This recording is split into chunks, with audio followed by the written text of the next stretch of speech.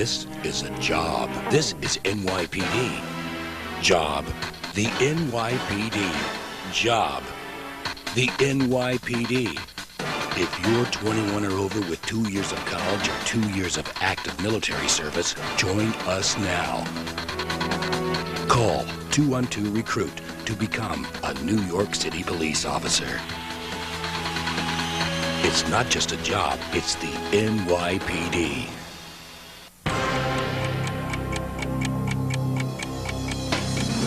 I'm Pat Kernan with the New York 1 Minute. It is primary day. Nearly 200 candidates are on various ballots around the city. The most notable citywide race is the Democratic battle for mayor. Recent polls have shown Mark Green and Fernando Ferrer in a dead heat. Alan Hevesy and Peter Vallone have lagged behind. On the Republican side, polls show Michael Bloomberg with a sizable lead over Herman Badillo. Other races include public advocate and controller. New York 1 will have coverage throughout the day and wall-to-wall coverage of the results tonight. A man and a woman have been hospitalized in Queens after being shot inside a parking garage. Police say they were involved in a fight and gunfire erupted. More insecticide spraying to combat the West Nile virus on Staten Island has been ordered. Aerial spraying scheduled for later this week. Teachers at 10 City Catholic High Schools say they're ready to strike. They're looking for a pay increase and better benefits. And if you're a Knicks season ticket holder, opening night at the Garden could be special this year. Michael Jordan's all but confirmed a comeback. We will have more on our top stories. We'll also update the morning commute. But first, here's a check of the forecast. Humidity is low today, so we are going to escape the kind of rain that we saw yesterday. It'll be mostly sunny today, a high of 82. Clear skies tonight, mostly sunny tomorrow. We'll get up to 78. Turns mostly cloudy on Thursday, though. Chance of showers, 76 degrees. And much cooler Friday and Saturday. On Friday, partly sunny and 70 degrees. A high of only 69 on Saturday. Here in New York 1, you can get weather updates up to 12 times an hour.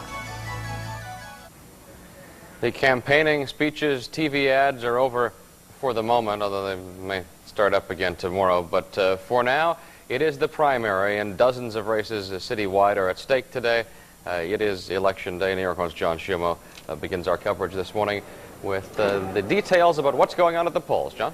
Good morning, Pat. Certainly there is a lot at stake. Nearly 250 candidates are seeking office on this primary day. More than 35 council seats are up. The public advocate is up, the city controller up, and of course the mayor, the one race that's getting most of the attention. Also, 4 of the 5 borough president races also facing primaries today. We are here at the Asher Levy Pool and Recreation Center on the east side of Manhattan. As of 8 o'clock this morning, only 99 people had voted. Now, in this district, there are 2,700 eligible voters.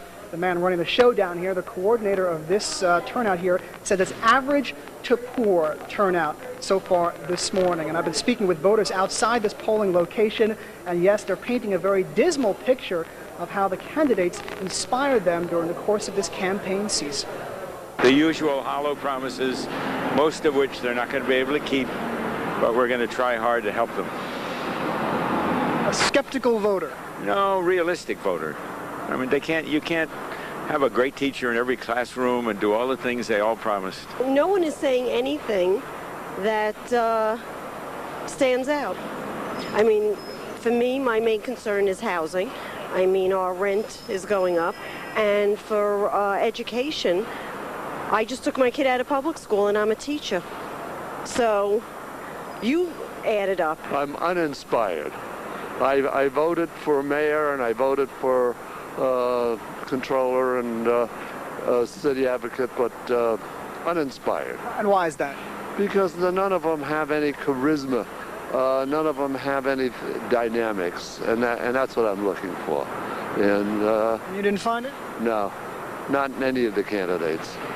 But I'm here because it's my duty to vote.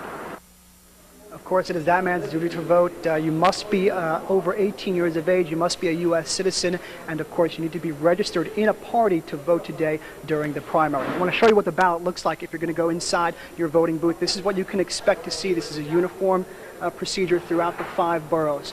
First column, you'll see the Democratic candidates for mayor. Peter Vallone, Fernando Ferrer, Mark Green, Alan Hevesy, and George Spitz. Below that, you will then see the Democratic candidates for public advocate. And below that, down here, the Democratic candidates for controller. Up here in the second column will be your individual council district. We're here in Councilmanic District number 4.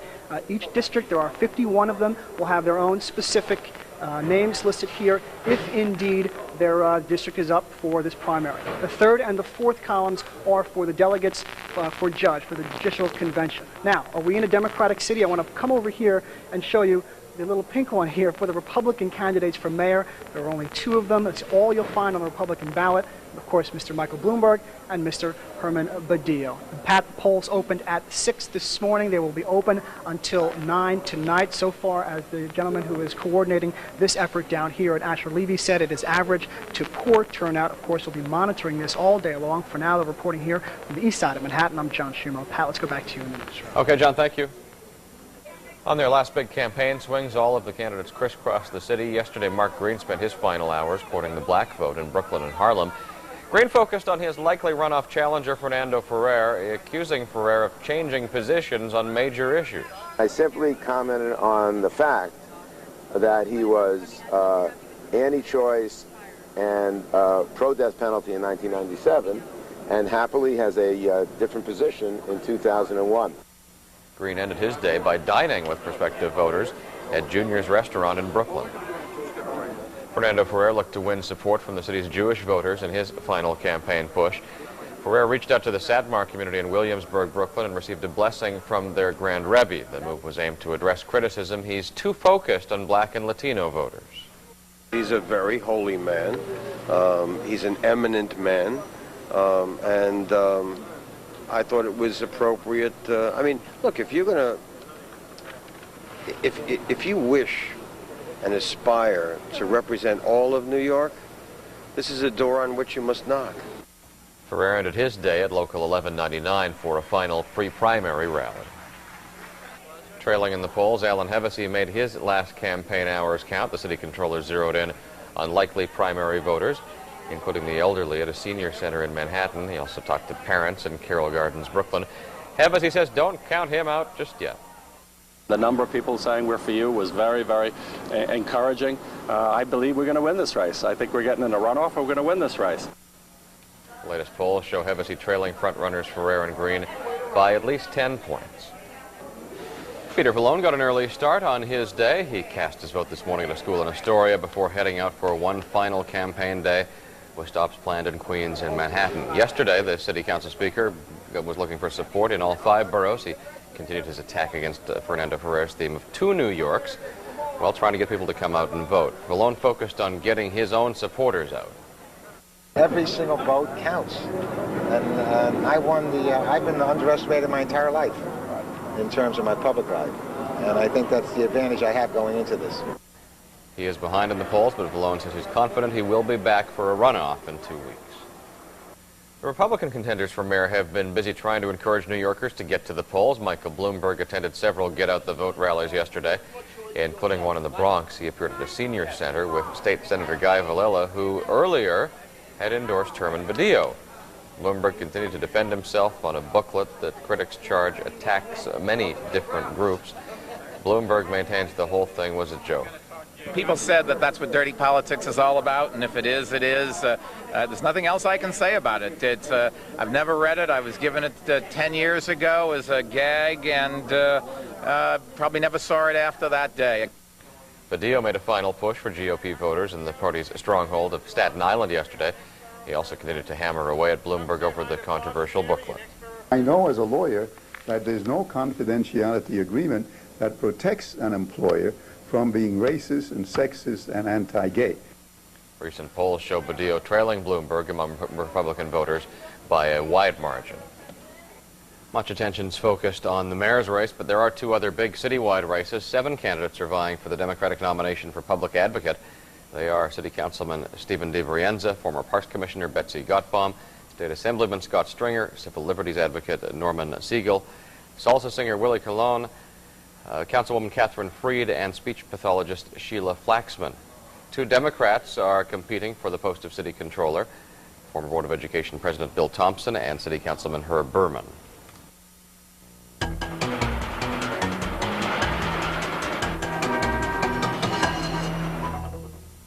Good morning, New York. I'm Kat Greenleaf, back with another look at your commute. Subways continue to be great, on or close to schedule. No problems or delays so far this morning. Inbound Gowanus, traffic is heavy right now from the Belt Parkway merge all the way to the Brooklyn Bridge. Your southbound BQE slow from the LIE out to the Williamsburg. Outbound Gowanus past the Prospect, there is a crash now blocking the left lane. Northbound FDR heavy traffic from the Brooklyn Bridge to Houston, where that crash is cleared, and then you're slow from the 30s to the 59th Street Bridge, where there is an accident on the shoulder. Southbound Harlem River Drive, slow from the 140s down to the 70s. Eastbound Staten Island Expressway at Clove Road, that accident is still out there. They're trying to get it cleared away. Eastbound on the Belt at Rockaway Boulevard, that earlier crash has been cleared. Westbound Belt typically slow right now, passing JFK all the way to the Knapp Street, where that earlier crash has cleared. Don't forget, street cleaning rules are in effect today citywide, so do be careful as you park your car. That's the latest Rail and Road Report. Kat Greenleaf, New York 1. Hey, don't walk like a cop, all right? You say you're serious about doing some good in the real world. Well, this is the place to learn. Even those sworn to protect Please get away from the girl! are human. What's wrong with street justice? Oh, just let the animals wipe themselves out. God willing. Even those dedicated to keeping the peace can cross the line. That's what I'm talking about. Denzel Washington. You think I'm crazy, right? Ethan Hawke. I think you're a road cop. Training Day. Rated R.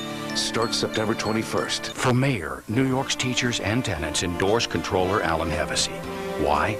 Career educator Alan Hevesy has the best education record and the plan to fix our schools. And tenants can count on him to save rent protection. Pro-choice, Alan Hevesy saved the city's drinking water, protected nursing home patients, and won Holocaust restitution. Smart and caring, Alan Hevesy's tough enough to take Rudy's place. Democrat Alan Hevesy, most experienced, best qualified. Time for weather on the ones. A cooling trend later this week, but it'll be mostly sunny and quite nice today. Our high 82, northwest wind at 10 to 15 miles per hour. Skies will be crystal clear tonight and a pleasant low temperature of 62. You might be able to give that air conditioner a rest. The wind tonight north of 10 miles per hour.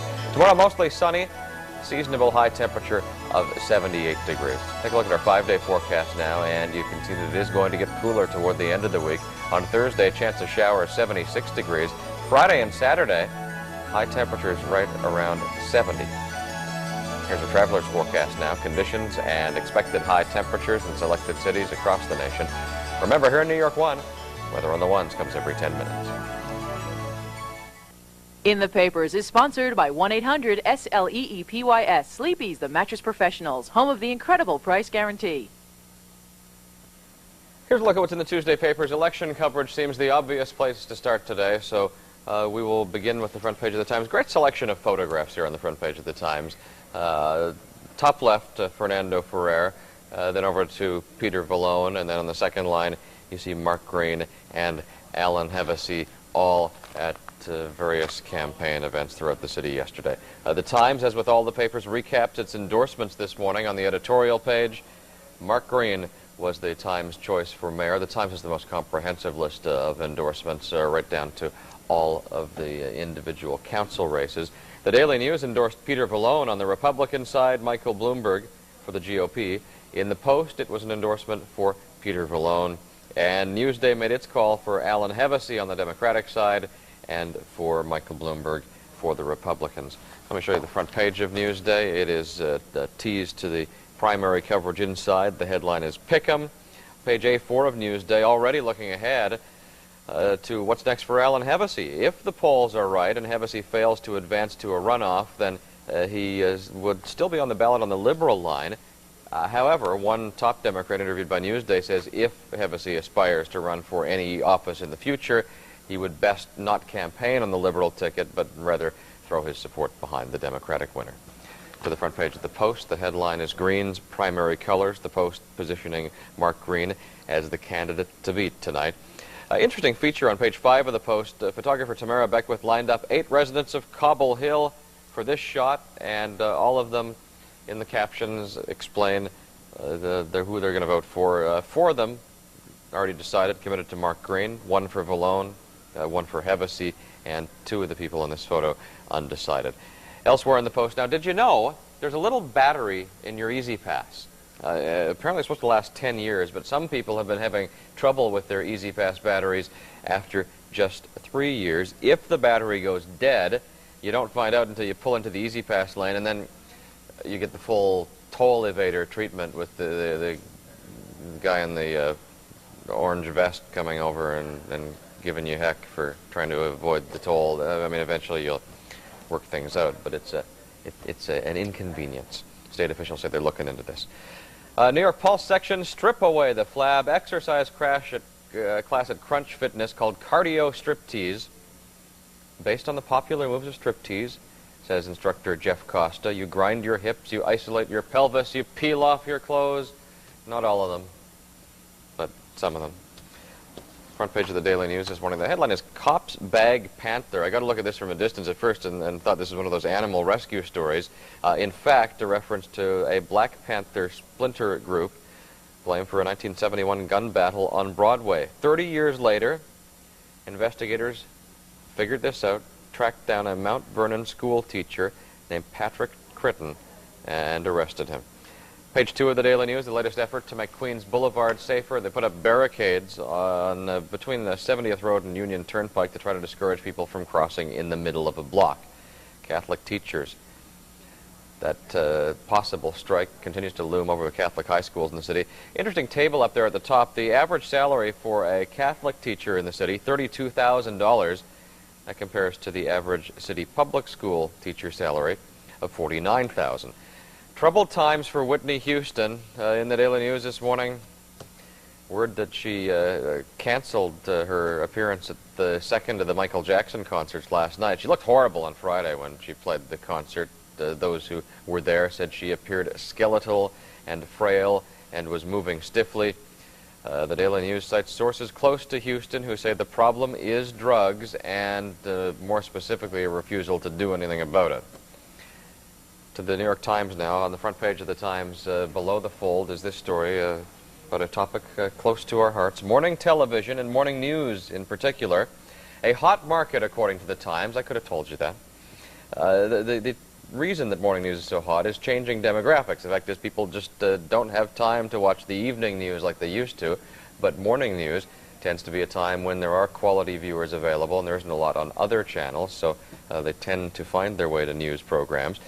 The catalyst for the story is the decision last week by CNN to hire Paula Zahn to host a new morning show in the tradition of the network morning shows, and the Times illustrates how important this is to CNN by pointing out that her salary will be the most money by far that CNN has ever paid for an anchor. Reminder of our disclosure here that CNN, of course, is, as New York One is, part of the AOL Time Warner family. Also on the front page of the Times, school dress codes versus a sea of bare flesh. The fashions for this fall, girls in particular, are proving a challenge for schools as they try to put in reasonable dress codes for kids. Rules like you can't bare your midriff. One school came up with you can't use spaghetti straps. You have to have straps that are 1.5 inches wide. And then girls started showing up in these one-shoulder tops, so then they had to amend the dress code again to say that your 1.5 inch straps have to be on both shoulders. One principal says, we set a thing that shorts had to have at least a 5-inch inseam, but nobody could find shorts that had a 5-inch inseam, so we had to rescind that rule because we would have had to make them all shop at Talbot's. She said it's the only place where they had 5-inch inseams. Science Times section, a look at dental implants this morning, increasingly used as an alternative to dentures, expensive, but said to be a very successful procedure. An interesting feature on the second page of the sports section of the Times. Bronx-born Judy Israel, one of the top professionals in the world of bass fishing, a world dominated by men to the point that they call them bass fishermen, except they asked her, should we call you a fisher woman, fisher person? She says, call me an angler. And it's a gender-neutral term for the fisher people. That's what's in the papers on this Tuesday morning. Here's a quick look at the forecast. Temperatures rising to 82 degrees today. Sunshine this morning, some clouds this afternoon. More details coming up in Weather on the Ones. Sleepy's amazing one-day mattress sale is tomorrow, 10 to 9. Your chance to save 20% on famous brand mattresses like Sealy, Simmons, Serta, and more. That's an extra 20% off other stores' advertised prices, or get the mattress free plus $500.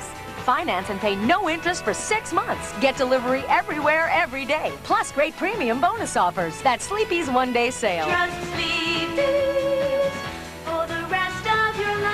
tomorrow, 10 to 9. This edition of Today in New York City History is sponsored by New York Presbyterian Hospital, the University Hospitals of Columbia and Cornell. Call 1-877-NYP-WELL or visit our website at www.nyp.org.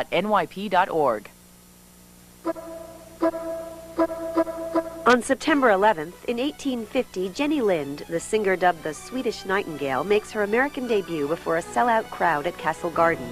And in 1967, despite a temporary restraining order, city teachers go out on strike on the first day of the new school year.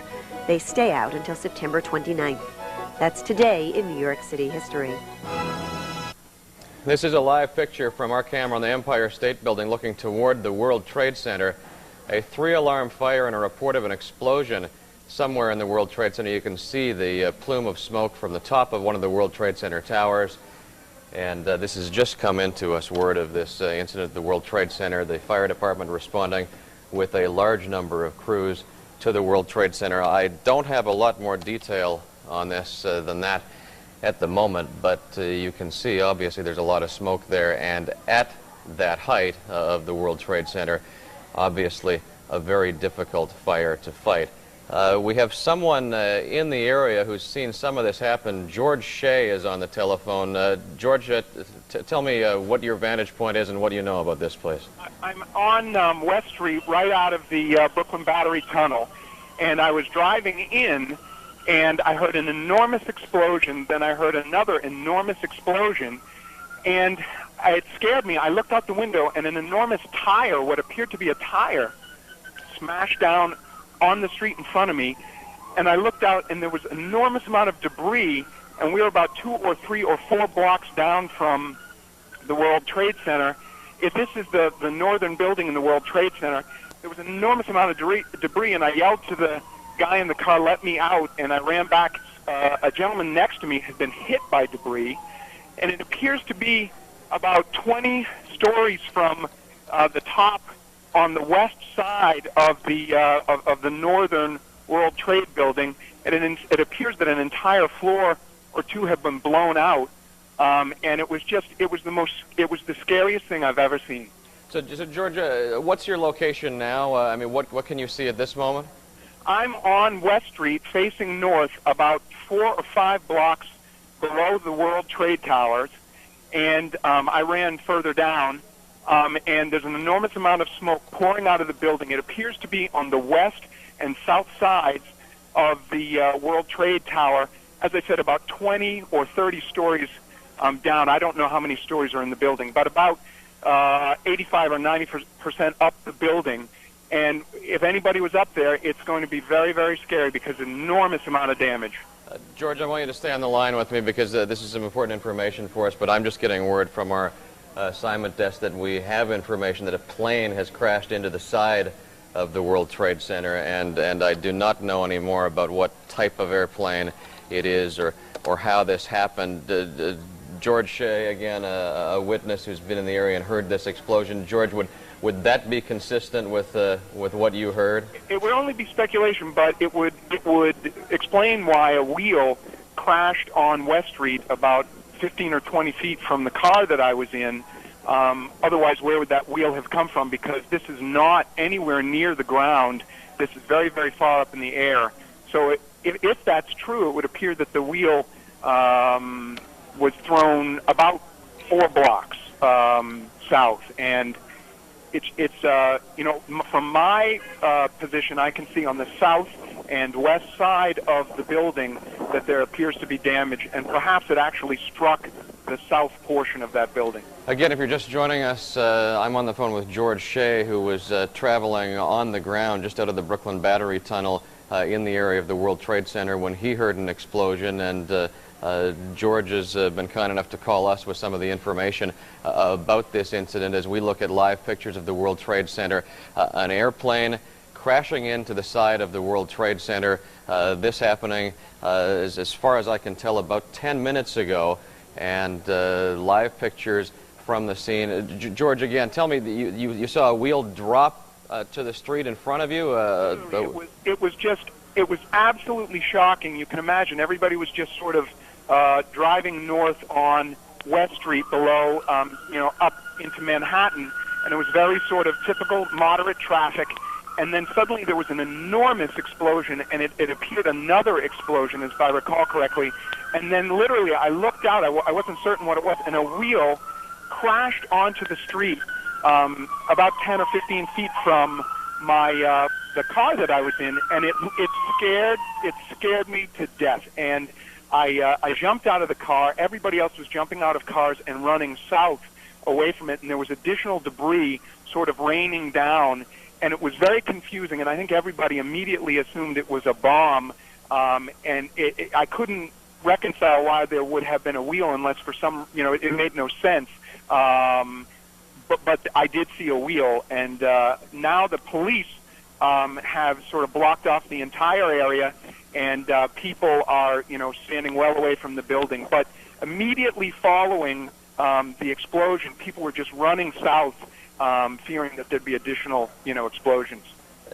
George, and again, if you can tell me your location, and are they now moving people out of the area? Is there some sort of evacuation in that area?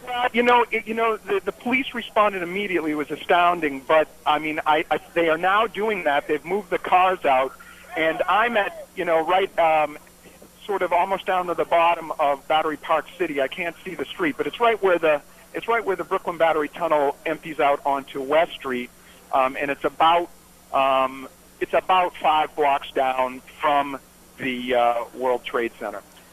George Shea, I appreciate you calling us this morning with this information. I'm going to let you go and speak to somebody else. I'd appreciate it, though, if you'd just stay on the line or give our producers a call back and let us know how we can stay in touch with you if we do need some more information from your location. Very good. Thank you very much for calling us. Also on the line for us this morning, Steve Sterling, who was in the area as well and has called us with some information. Steve, can you hear me? Steve, are you there? All right, I was told that we had Steve Sterling. Steve, let me try once more. Are you with me? Yes, I am. Tell me what your location is and what you've seen. We're on Beach Street between Hudson and Greenwich, 6 floors up in a warehouse loft, and we're about 6 blocks north of the North Tower of the World Trade Center. Just so happens we have breakfast at this window which looks at the World Trade Centers, which is usually a pretty glorious sight. Now it's one of the most frightening things I've ever seen. But we were just sitting there and heard, what was obviously a very fast, very low-flying aircraft, and I had just said to my wife, wow, that must be a military plane or something, although it sounded like a propeller airplane. But you can see from where we're looking that you can see the exact imprint of the airplane. So when we looked up, we literally, at the very second, saw this plane just plow into the building, a huge plume of fire, which I assume was the fuel from the airplane. But if you look at the World Trade Center from our vantage point, you can actually just see a complete outline of an airplane making a left bank. Steve, do you have any idea what type of plane it was? Was it a large plane? No, I'm really guessing, but I would say it was a single-engine propeller plane. At first I thought it was a jet, just because we could hear it from the north end of our building coming across. But it seemed like it must have been a very, very high-speed propeller plane because it just had the sound of that. But I really can't be sure. Now, but we were able to see, I mean, literally when we looked up, the huge plume of smoke, and then we could see the impact blew out the windows on the southwest corner.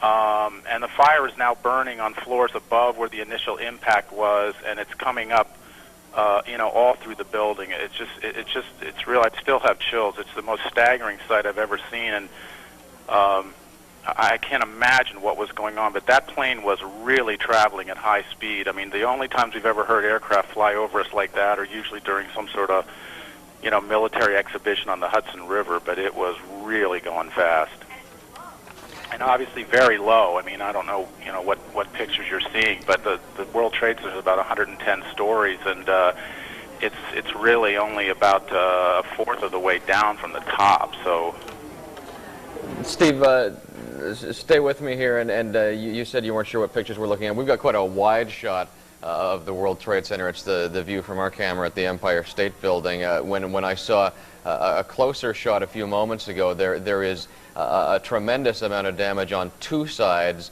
almost as though the debris of the plane moved into the Trade Center tower from one side and literally sort of crashed out the other side. And the witness where we're looking at it, you can see a hole. There's like it's literally the silhouette of a left banking airplane plugged through, and also if you see on the southwest corner of the building, when it hit, we saw actually either the pressure or the airplane, the impact of the airplane or momentum of it, just blow out the other side. So we can't see the south-facing side. I can tell a lot of smoke's coming up, and we're actually zoomed in on our video camera shooting it now. But as soon as that thing hit, it was a huge fireball. I mean, bigger than the top of the building, and then everything was pushing out the other side of the building. And from where we look, I hope it's an optical illusion, but it really looks like the World Trade Center, the North Tower, is bending to the west, and certainly the debris that's pushing out from the west-facing wall is all the way up to the top of the building. Are you in any position, Steve, to see what sort of evacuations going on there now? No, we were seeing, we were looking through, we were seeing fire starting on various floors around the actual, the hole that the craft made in the building. But we couldn't see any people or anything, but we saw tremendous debris from, just all kinds of bits of things, just literally just burst out of the building once the fireball subsided. Again, I'm on the phone with Steve Sterling, one of several eyewitnesses who has called us after seeing this plane crash at the World Trade Center. Steve, are you still there? Yes. Let me ask you one more question before I let you go. We've been looking at shots of the north face of the World Trade Center, and I can see damage on the western-facing side of the building as well. Which side of the building was the initial impact on? On the north side. If you can see the north side, if you look to the lower section, you literally can see from lower left to upper right. If you can imagine it, it really, to us right here, looks like the impact of wings with a center fuselage. It's as if you drew the outline of a single-engine airplane onto the building. It looks like from here that it just plowed right in on a left banking turn. Steve Sterling, another of the eyewitnesses, has called us with information. Thank you very much for your comments, Steve. We appreciate it. Sure thing. World Trade Center, 110 stories tall, built in 1973. As you look down at the World Trade Center buildings, you see that it is one World Trade Center that is the one where the impact was. One World Trade Center is the one with the large television antenna on it.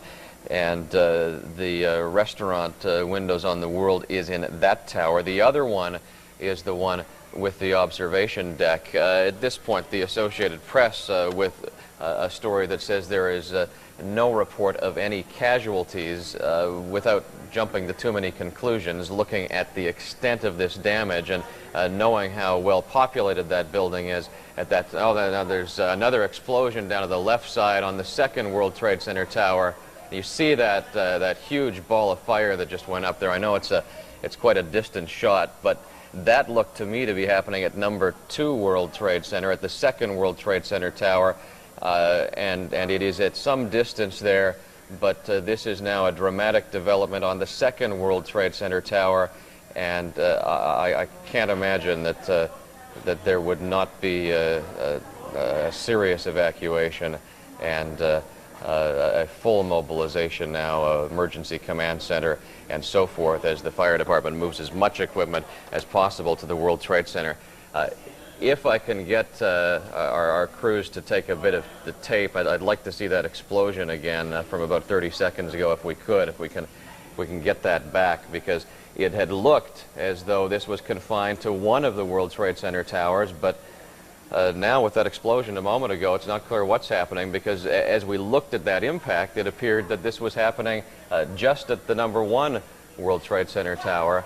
But that explosion, clearly as I saw it on that distant shot, came from 2 World Trade Center tower, and we now have a mobilization at both of the World Trade Center towers. Again, World Trade Center, built in 1973, 110 stories tall. This building, of course, the scene of the explosion, the bombing there many years ago, but this is like nothing that has been seen at the World Trade Center. We have that tape now? This is about a minute and a half ago. Watch on the left side on the number 2 World Trade Center tower. Again, as I said, that shot at some distance, but that explosion coming through the World Trade Center tower has now ripped a second hole in the World Trade Center tower. And the fire department back on the scene. This is live pictures now. Do we have another eyewitness on the telephone? World Trade Center, 1,362 feet tall. They are the tallest 2 buildings in New York. Number 1 World Trade Center is the one with the television antenna on it. That's where we saw the initial impact after this plane crash at the World Trade Center. And we're trying to ascertain at this point what would have caused that massive explosion that ripped through number 2 World Trade Center, the tower on the left, just a few moments ago. It was 1993 when the terrorist bomb ripped about a 200-foot crater at the lower levels of the World Trade Center. There are about 40,000 people working in the World Trade Center, and with this happening sometime about 8:45,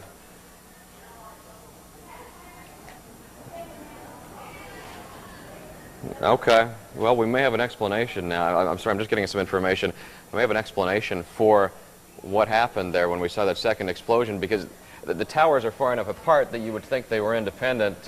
We have 2 of our people responding to the area saying that they saw another aircraft crash into the other tower of the World Trade Center. I don't know at this point whether that would be a plane that was in the area, whether it would be a news helicopter or a police helicopter or something like that, but that's the word we're getting now, is that after all of this, after the mayhem going on at one World Trade Center, there was a second aircraft that crashed into the other World Trade Center tower, and that explains that explosion of a moment ago. Again, this is coming in from a couple of our New York 1 employees who are responding to the area, and want to get back again to that shot, if we can, of a moment ago, just before we saw that explosion at the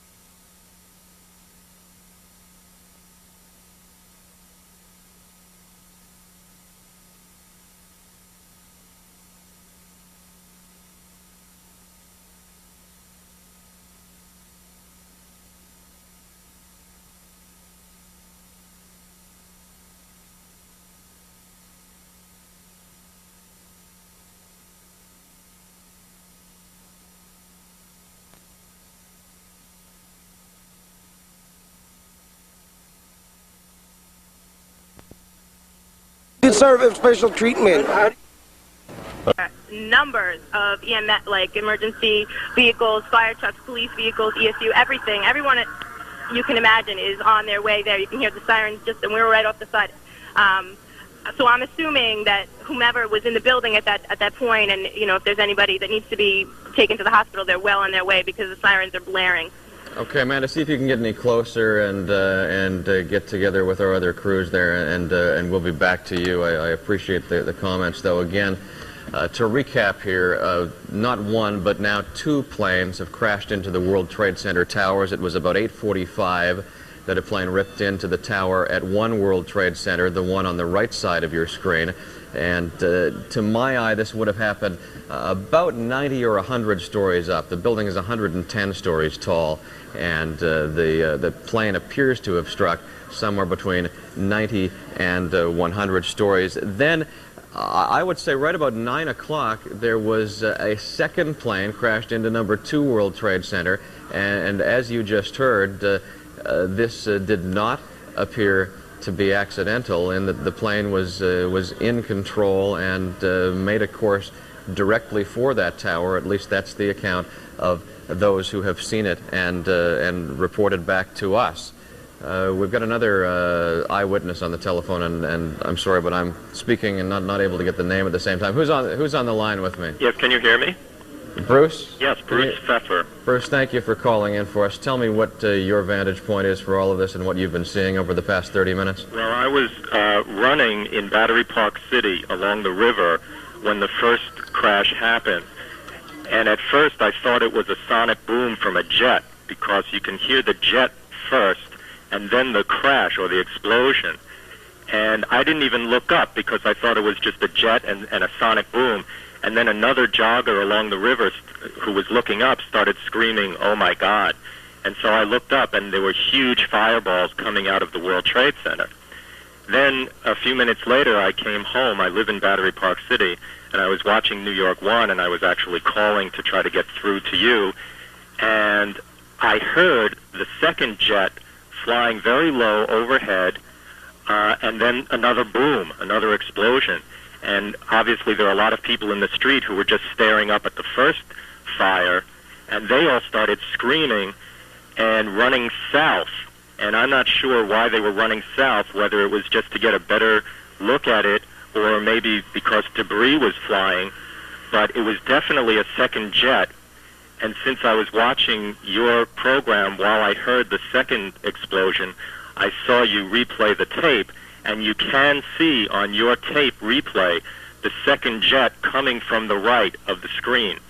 We're going to see if we can get another look at that while you speak to us here. You know what, I can see it now, and maybe we can, as the two of us talk, we'll take another pass at that, and we may be able to digitally push into it a little bit and get a better look at it. So we'll go back to a live picture of the World Trade Center, and we'll see if we can enhance that a little bit to get a better look at it. But as you point that out, the plane coming from the right side, you described it as a jet. Tell me what you saw, what type of plane you think it was. Well, I didn't see, in either instance, I didn't see it, but I heard it, and it definitely sounded like a jet, because it sounded like one of those military planes that you see at an air show. Same type of sound of a low-flying jet, just, you know, very loud, fast engine noise. It definitely did not sound like a propeller plane, and it definitely did not sound like a helicopter. It was a jet of some kind, and it was the typical sound that you hear, you know, in a war movie of some kind, where first you hear the jet zooming overhead, and then you hear an explosion. Bruce, that's what it sounded like. Bruce, stay on the line with me here. We've managed to enhance this shot a little bit, and we're going to replay it here.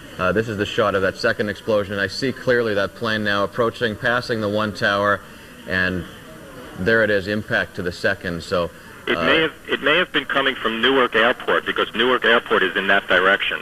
Well, and in fact, now according to the Associated Press, the FBI is investigating a report of a plane hijacking just before this crash at the World Trade Center.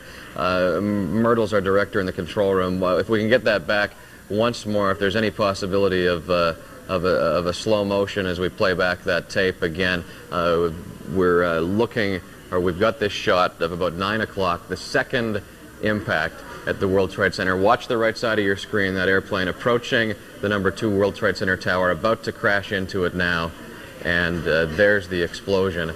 This happened about 9 o'clock this morning. Bruce Pfeffer on the telephone with me, who saw that happen.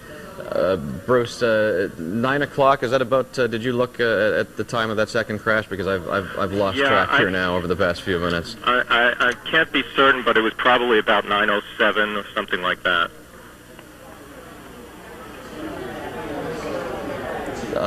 I'm sorry, Bruce. Someone else was speaking to me at the same time. If I can just recap a couple of things, the FBI is now saying that they are looking into this report of a hijacking. I don't know what type of plane may have been hijacked, and we couldn't tell from that shot that we were looking at.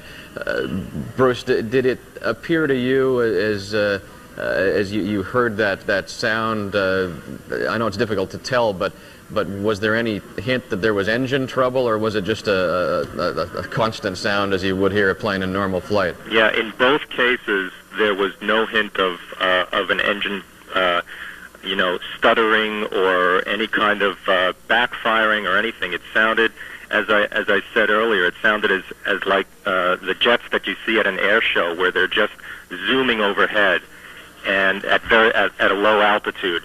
And in both cases, it just sounded like a continuous roaring of the engine, and then followed by an explosion.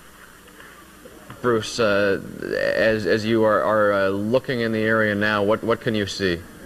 Well, I'm doing two things at once. I'm watching your program, and I'm looking out my window, and what my view is of a street in Battery Park City, and basically there are a lot of people milling around, looking up at the World Trade Center. There's a pretty clear view of the top of the towers, and people on cell phones, people with cameras, people just walking back and forth.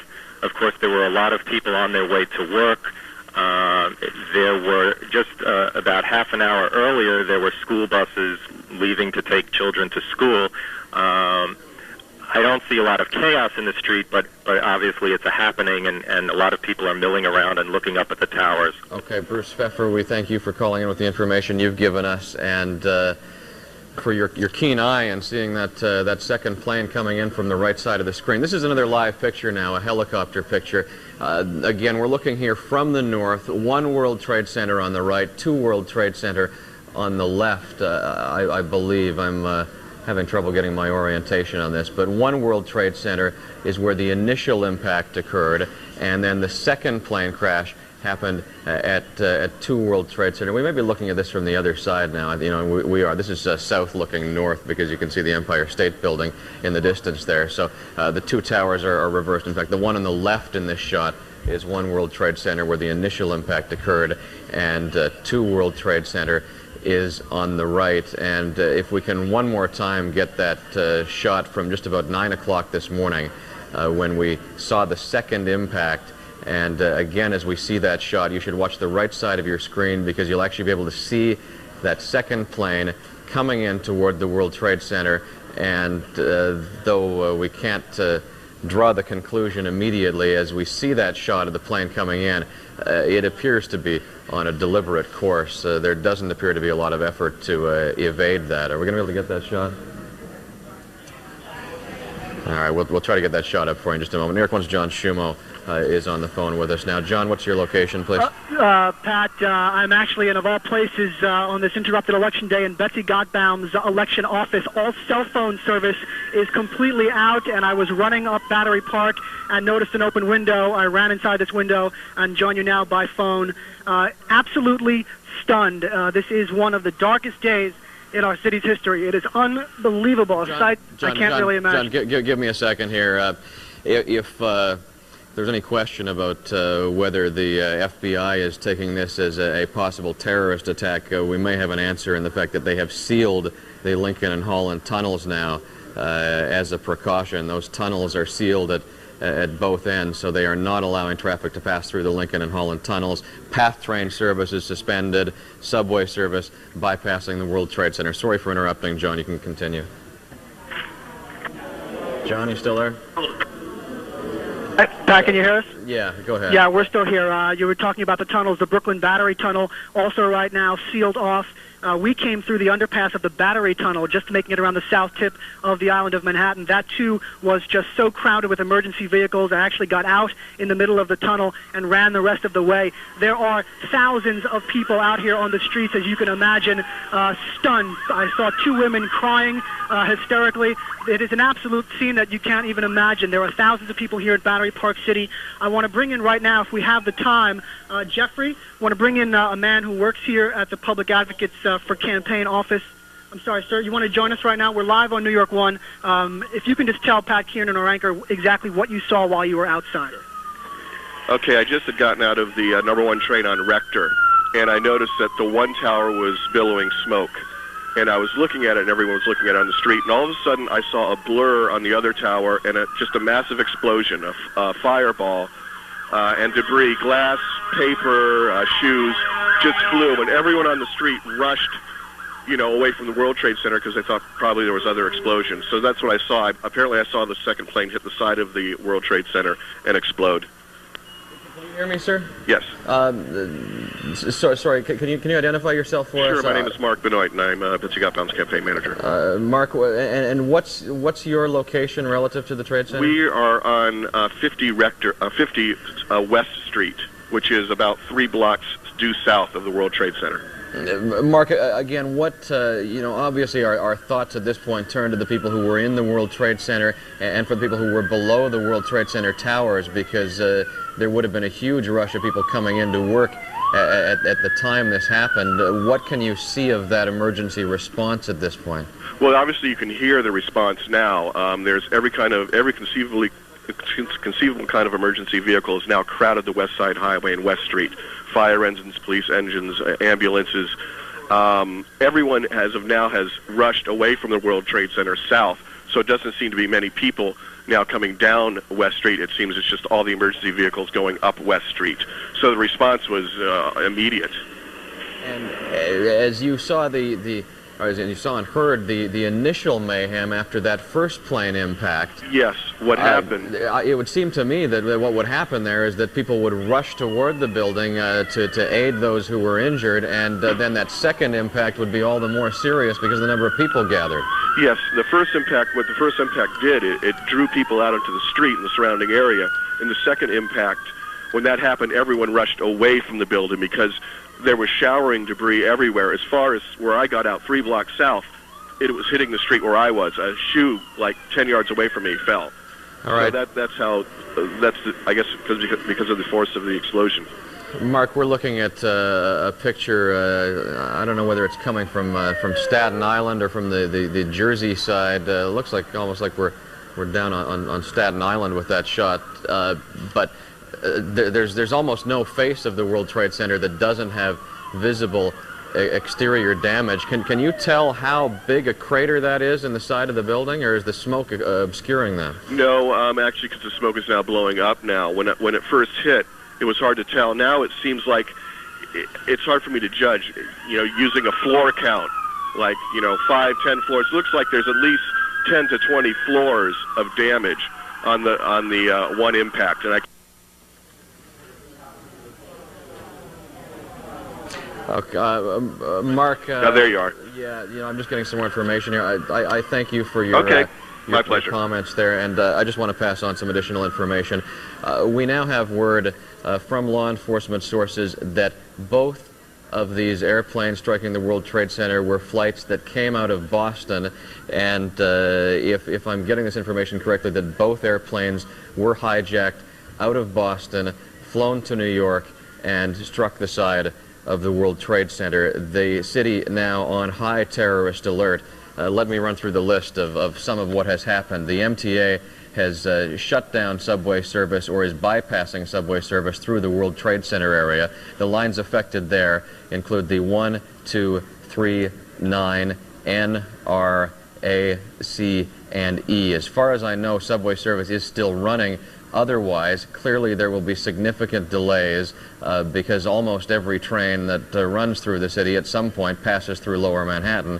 So that is going to have an impact on subway service. The Lincoln Tunnel is shut down. It has been sealed. The Holland Tunnel has been shut down and sealed. John Schumel told us the Brooklyn Battery Tunnel has been shut down and sealed. The FDR is shut down. The Triborough Bridge is closed, at least in one direction. No traffic's being allowed into Manhattan there. And at the moment, we have all 3 local airports shut down. Again, this is my conclusion that it's on a terrorist alert, but we have a lot of signs pointing to that, and it would be an appropriate precaution at this point that they shut down all 3 of the local airports. The pictures you're looking at here My understanding is that we are looking at the southern face of the World Trade Center towers, and that is not where the impact occurred. The impact actually occurred on the other side of the World Trade Center towers, and again, I'll try to get some tape from earlier here to give you an idea of what developed here at about 8:45 this morning, the first explosion, and then we'll look at the tape from the second explosion happening at about 9 o'clock. Watch the right side of your screen. There's that airplane heading to the first World Trade Center tower, missing it, and then you see the impact to the number 2 World Trade Center tower, and that impact came 10 or 15 minutes after the initial impact at 1 World Trade Center. And as we were just discussing with Mark Benoit, who is in the area at the Betsy Gottbaum campaign office, there had been a tremendous response of emergency vehicles and people into the area in those moments leading up to that second crash, because they were responding to the first crash. And the initial reports, we didn't understand what had happened. It came in as a fire call at the World Trade Center, so it wasn't clear exactly what that was, or that there would be further danger. And we are now trying to ascertain the well-being of the thousands of people who would be in the World Trade Center buildings at that time. Of course, Wall Street firms, any number of businesses located there at the World Trade Center, the adjacent World Financial Center as well. 110 stories tall, about 40,000 people work in the World Trade Center, but the PATH trains move through the World Trade Center. 150,000 people pass through the World Trade Center on a daily basis.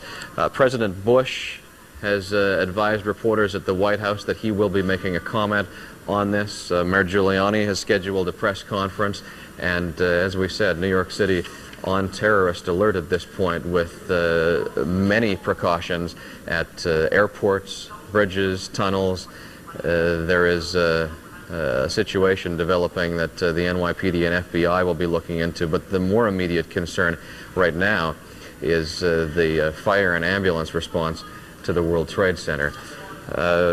We have on the telephone Gabe Sumner, who's been watching some of this unfold as well. Gabe, can you hear me? Yeah, I can hear you well.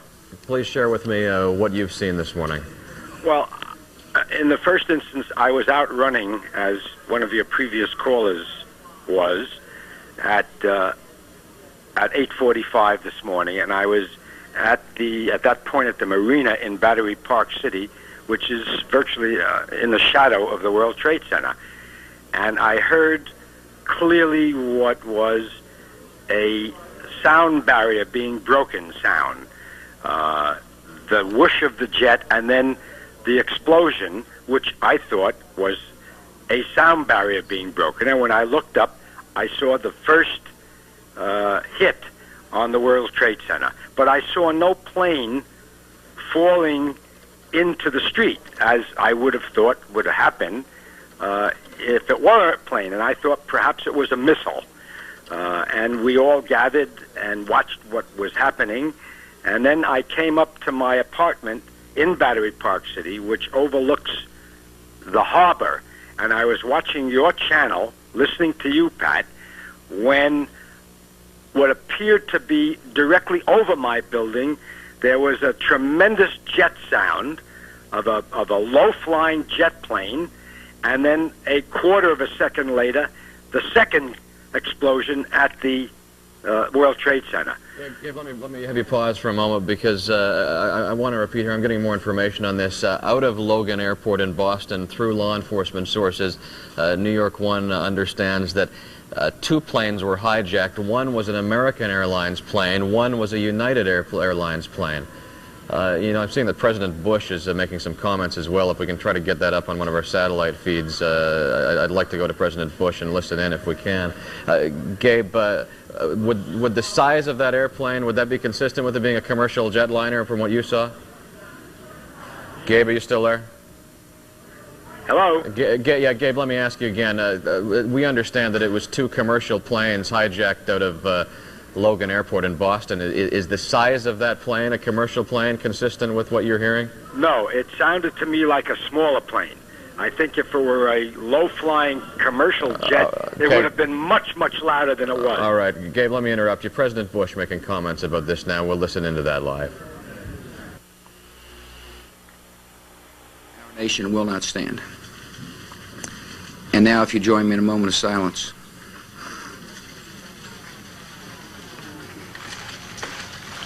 May God bless the victims, their families, and America. Thank you very much.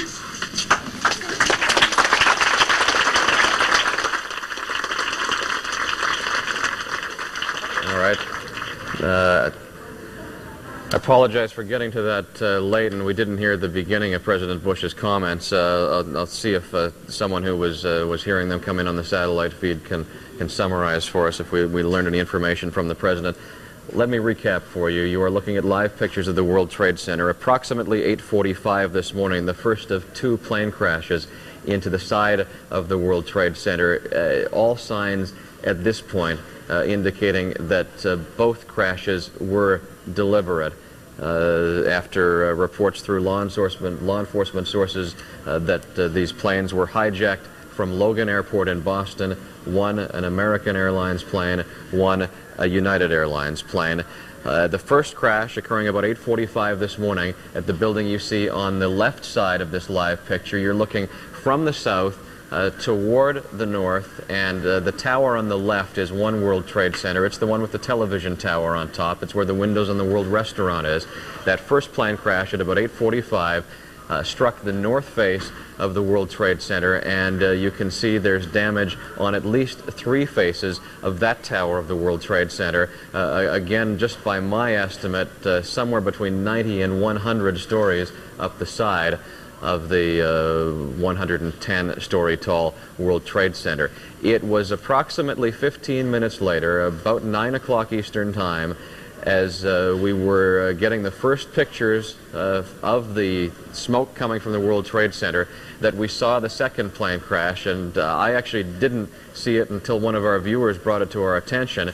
But as you look at the live shot that we were showing at the time of that crash, you can actually see the second plane coming in from the west and flying past One World Trade Center and striking Two World Trade Center. And that's the situation we're left with now, is that we have a fully involved fire on both of those World Trade Center structures. If indeed, as those law enforcement sources are telling us, these were hijacked airplanes, we can assume that there may have been passengers and crew on those airplanes, and there would have been, if not a full complement of staff in the World Trade Center towers at 8:45 on a Tuesday morning, there definitely would have been a significant number of people on all of those floors at this point trying to escape the World Trade Center. We don't know if elevators were working, if they've been going downstairs, evacuating. We've got people moving into the area. New York One's John Shumo is among them. He's at a vantage point not far away. John? Good morning. Let's get back. The site that I just saw after leaving this building and trying to work my way closer to the World Trade Center is most difficult to put into words. Not 200 feet up the block here. Again, I'm down on the West Street, about 2 or 3 blocks south of the World Trade Center. There is a tire from one of the planes. It is about 6 to 7 feet. It is a large tire, and it is on its side. It is ripped apart. There was a crowd of people who were standing by the tower. Also, there was, sadly to say, several shoes which were just sitting there on the street. Shoes, I will assume much confidently that they came from people who may have been on the plane. But again, the tire is just sitting here in the middle of West Street. Several shoes on the sidewalk as well. I managed to make my way back here to my location on West Street when all of a sudden several hundred people started running south towards Battery Park. The police have completely cordoned off this area. As you can imagine, I've watched several emergency service units from far away as Brooklyn coming through this tunnel and racing up to the scene.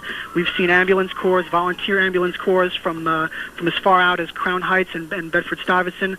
We've seen obviously swarms of police officers from precincts as far away as Staten Island making their way here. It is very dramatic, as you can imagine, as your pictures tell. Pat? John, have you actually seen that airplane wheel yourself? I cannot see the actual plane. We're on West Street, a bit south of the World Trade Center. You can obviously see from every direction the damage actually done to the Trade Center, to both buildings. In fact, as your video, I'm sure, shows, it's hard to put into words from this vantage point, but I would say several dozen floors are completely blown away. The windows are gone. The flames are still going. From this vantage point, though, the impact was so dramatic. You could obviously tell that these tires flew several blocks, safe to say, close to 500-600 feet away from the impact. And again, people right now are scrambling to make their way south to Battery Park City. I'm listening to your report, Pat. Obviously, now that there's an FBI investigation, authorities down here are still on extremely high alert, the highest alert possible, and people are taking no precautions. They are actually running, some moving very quickly down south to a safe vantage point in Battery Park City. John, President Bush, we heard the tail end of his comments, and I've now got a summary of what he said. Stay with me, John, while I recap this. President Bush, describing this as an apparent terrorist attack on our country, says a full-scale investigation is underway, and says the U.S. vows to track down whomever is responsible for the crashes. He said terrorism against our country will not stand. That from President Bush about 10 minutes ago. We've got New York One's John Schumo on the phone from the area of the World Trade Center, and you're looking at live pictures of the World Trade Center towers after these two aircraft crashing into each other at the World Trade Center in rapid succession at about 8:45 this morning, the second crashing at about 9 o'clock this morning. Again, there is now a terrorist alert in the city. All three of the local airports have been shut down. The FDR shut down, Lincoln, Holland, and Brooklyn Battery tunnels sealed at both ends, and I do not know the status of the Midtown tunnel, if they have done that as well there. The FDR is shut down. The Triborough Bridge has been restricted as far as traffic coming into the city. And the PATH train service, which terminates in the World Trade Center, has been shut down for the moment as well. Subway service is running, but obviously severely affected by this because so many trains pass through the area of Lower Manhattan and the World Trade Center. The 1, 2, 3, 9, N, R, A, C, and E trains are all bypassing the World Trade Center, and frankly, with what's going on there, you wouldn't want to stop at the World Trade Center right now anyway. They have moved a massive amount of emergency equipment into the area, and now, in addition to getting people out of the World Trade Center, treating the people who are injured, they also face the task of fighting this fire. A high-rise fire of this magnitude is extremely difficult to fight, particularly if it's fueled by all of that jet fuel that would have been on board these planes as they crashed into the World Trade Center. And they can shut down gas lines, they can shut down electrical lines, and so forth. These buildings are meant to be non-combustible, but when you do something like that, when an aircraft with that jet fuel crashes into the side of the building, that introduces a variable that was never accounted for in the design of these buildings, and that will be the focus for the fire department as they try to move equipment up there. But an extremely difficult fire to fight, and you have to ask the question now about structural damage to the World Trade Center towers and whether we will see those towers occupied anytime in the years to come.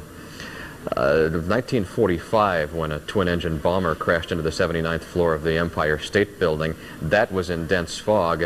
That was an accident. Clearly, they repaired the damage at the Empire State Building, and the building has not been entirely without incident, but the Empire State Building has withstood that plane crash. I have the statement from President Bush in front of me now. It was a brief statement that he made this morning after learning of the terrorist attack, or what he's calling an apparent terrorist attack at the World Trade Center. He said, "Today we have a national tragedy. 2 airplanes crashed into the World Trade Center in an apparent terrorist attack." He said, "I have spoken to the Vice President, the Governor of New York, the Director of the FBI, and I have ordered the full resources of the federal government to conduct a full-scale investigation into what happened and find those folks who committed this act. Terrorism against our nation will not stand." And the President followed that with a request for a moment of silence. As I said earlier, Mayor Giuliani has a press conference scheduled as well. and we will continue to follow all of these developments as we move our equipment as close to the scene as possible in order to bring you coverage of this. New York One producer Melissa Rabinovich is on the phone now. Melissa, please tell me where you were at the time this happened and what you're seeing now. Hi, Pat. I actually live on Fulton and Gold Street, which is, I would say, is about 4 blocks away from the World Trade Center. I was sleeping at the time when the first incident happened. The whole building shook. Didn't know what was going on, if it was a dream or something, and a big picture behind our bed kind of shook a little bit. And then I waited about 30 seconds, and when I stood up, there were people, hundreds, running away from the World Trade Center towards the South Street Seaport. And then I went out on my balcony where I can have full view of, I'm by the South Street Seaport. Now, above me is huge clouds of black smoke. We could see debris coming this way. And then when the second one happened, I was on the balcony. Again, the whole house shook, and you can see that red ball of smoke come this far. I mean, right now at this time, there are still a lot of people coming this way towards the South Street Seaport, a lot of them walking very fast. There are 3 payphones in my view across the street from me on Fulton Street, where I would say at least 20 people are online trying to make phone calls, trying to figure out where they're going to go. I also live across from the hospital, so of course, sirens every few seconds. And it just seems pretty scary over here. Stay with me for a moment. CNN now reporting that there is a report of a fire at the Pentagon, and I have no information than that, but clearly we'll look to see if there could be any sort of a link. Again, that's a CNN report of a fire at the Pentagon. Melissa, what are you seeing at this point as you look out in that area? What sort of activity can you see? Right now, I would say there are at least a few hundred people on the street. They're just all over. They're on the sidewalk. They're on the street. They're walking different ways. I live in a residential area. Across from me, all buildings are full with people. Many of them have cameras. Other of them are just standing there gathering. One terrace across from me has at least 20 people, many of them in suits. On the ground, they're just crowds of people. There's actually a big crowd, a circle of people, about 50, in the middle of the street on the corner of Fulton and Gold. But they're all obviously away from the World Trade Center. Melissa, as we look back to February 26, 1993, the World Trade Center bombing, an explosion confined in the lower levels, in the parking areas, and the 200-foot wide crater took some time to repair, but that was a relatively unpopulated area of the World Trade Center, and we still saw scores of people streaming out of the World Trade Center with cuts and other injuries. It has to be a chaotic scene at the World Trade Center this morning after this happening. Is it clear to you whether they've set up some sort of a perimeter? Are they allowing people into the area? Right now, there are no cars coming through here. When the second one happened, there were still cars, and actually about 4 of them came to a halt. They didn't hit each other, and then some people, some NYPD people wearing, blue jackets came over and seemed to scatter everybody. Right now, there are no cars passing in front of me on Fulton and Gold, and just people are all over the streets. Melissa, I'm just getting more information from CNN on this fire at the Pentagon. They have now evacuated the Pentagon, so that is going on as well, and we're looking into this to determine exactly whether there is a link to this terrorist alert. And now CNN reporting that the White House has been evacuated as well. So the terrorist alert spreading from New York to Washington as well. President Bush made a comment about this approximately 15 minutes ago, and we want to listen in now. Excuse me, just before we get to the President, Associated Press now reporting an aircraft has crashed into the Pentagon. So now this is the 3rd apparently deliberate air crash.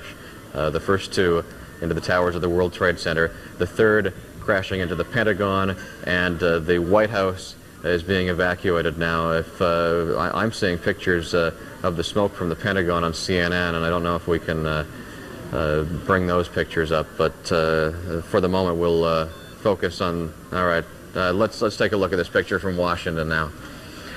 This is the scene from Washington looking toward the Pentagon, the smoke there. So this scene that's been playing out in New York now playing out at the Pentagon as well, and we'll get more information on that as soon as it becomes available. Again, the White House has been evacuated now, and there's a report of a fire on the Washington Mall, according to CNN, as we continue to look into the impact in Washington. Back to New York now. Live pictures of the World Trade Center towers. We're at 8:45 this morning. The first of two aircraft crashed into the Trade Center towers. We have been reporting for about the past 30 minutes through a law enforcement source that two airplanes were hijacked at Boston's Logan Airport, and it is believed that those are the airplanes that crashed into the World Trade Center towers. Our information said that one was a United airplane and one was an American Airlines plane. Another U.S. official telling the Associated Press that there was a transmission from one of these airplanes indicating that they had been hijacked, and that was the first word that authorities received, that there was something wrong, but clearly from what we've heard so far, no indication of what was about to happen. The exterior of the World Trade Center is a combination of concrete and structural steel, but an airplane moving at full speed, as you see here from these pictures, would puncture that structural steel, and the explosion that followed started a fire that continues to burn at the World Trade Center. We have the shot that we took at about 9 o'clock this morning, and I know we've got a lot of things going on in the control room, but if we can get that videotape again, it's from the opposite angle from what you're looking at right now with these live pictures. Watch the right side of your screen. You see that airplane moving toward the World Trade Center, and you'll see the impact there of that second explosion. And maybe we can look at that just once more. We'll go back to live pictures for a moment and see if we can set that shot up again. But when you see that videotape, it's quite chilling to watch the deliberate path of that airplane as it's headed toward the number 2 World Trade Center tower. And from that distance, it's difficult to get an assessment of how big an airplane it is, and that's some of the information that we expect will be coming out. Can we look at that tape once more? This is the videotape again. There's the aircraft on the right side, passing 1 World Trade Center and striking number 2 World Trade Center. Back to Washington, and the third of these apparently deliberate aircraft crashes there at the Pentagon. Approximately 15 minutes ago is when we received the first reports of this evacuation at the Pentagon, and now from the Associated Press on that this was a large airliner crashing into the Pentagon, and there is a fire now at the Pentagon, smoke billowing. An Associated Press reporter says that he was able to see just the tail end of this plane as it was crashing into the Pentagon. I tried a moment ago to play back that statement from President Bush from earlier this morning, and if we can get that, we'll let you hear what President Bush had to say. These comments from President Bush came 20 or 25 minutes ago. That was before this situation developed in Washington. At that point, he was unaware that there was a problem at the Pentagon, unaware of these evacuations at the White House, and the president at that point thought we were dealing with a twin terrorist attack in New York, but not this situation in Washington as well. President Bush's statement from approximately 25 minutes ago. Today we've had a national tragedy. 2 airplanes have crashed into the World Trade Center in an apparent terrorist attack on our country. I have spoken to the Vice President, to the Governor of New York, to the Director of the FBI, and have ordered that the full resources of the federal government go to help the victims and their families, and to conduct a full-scale investigation to hunt down and to find those folks who committed this act. President Bush speaking about 25 minutes ago in response to this apparent terrorist attack at the World Trade Center. And at that time, the president was unaware that there was a terrorist attack about to occur in Washington. A large jetliner seen crashing into the Pentagon, and there is a huge fire at the Pentagon as well. Sources in Washington saying that they have received a threat against the White House, and as a result of that, the White House has been evacuated. The Capitol building has been evacuated. Back home now, this is another angle of this destruction at the World Trade Center, looking from ground level up toward the World Trade Center towers now. And we should recap for you what's been happening here in terms of now we've got a report from the Associated Press that the FAA has canceled all airline service nationwide.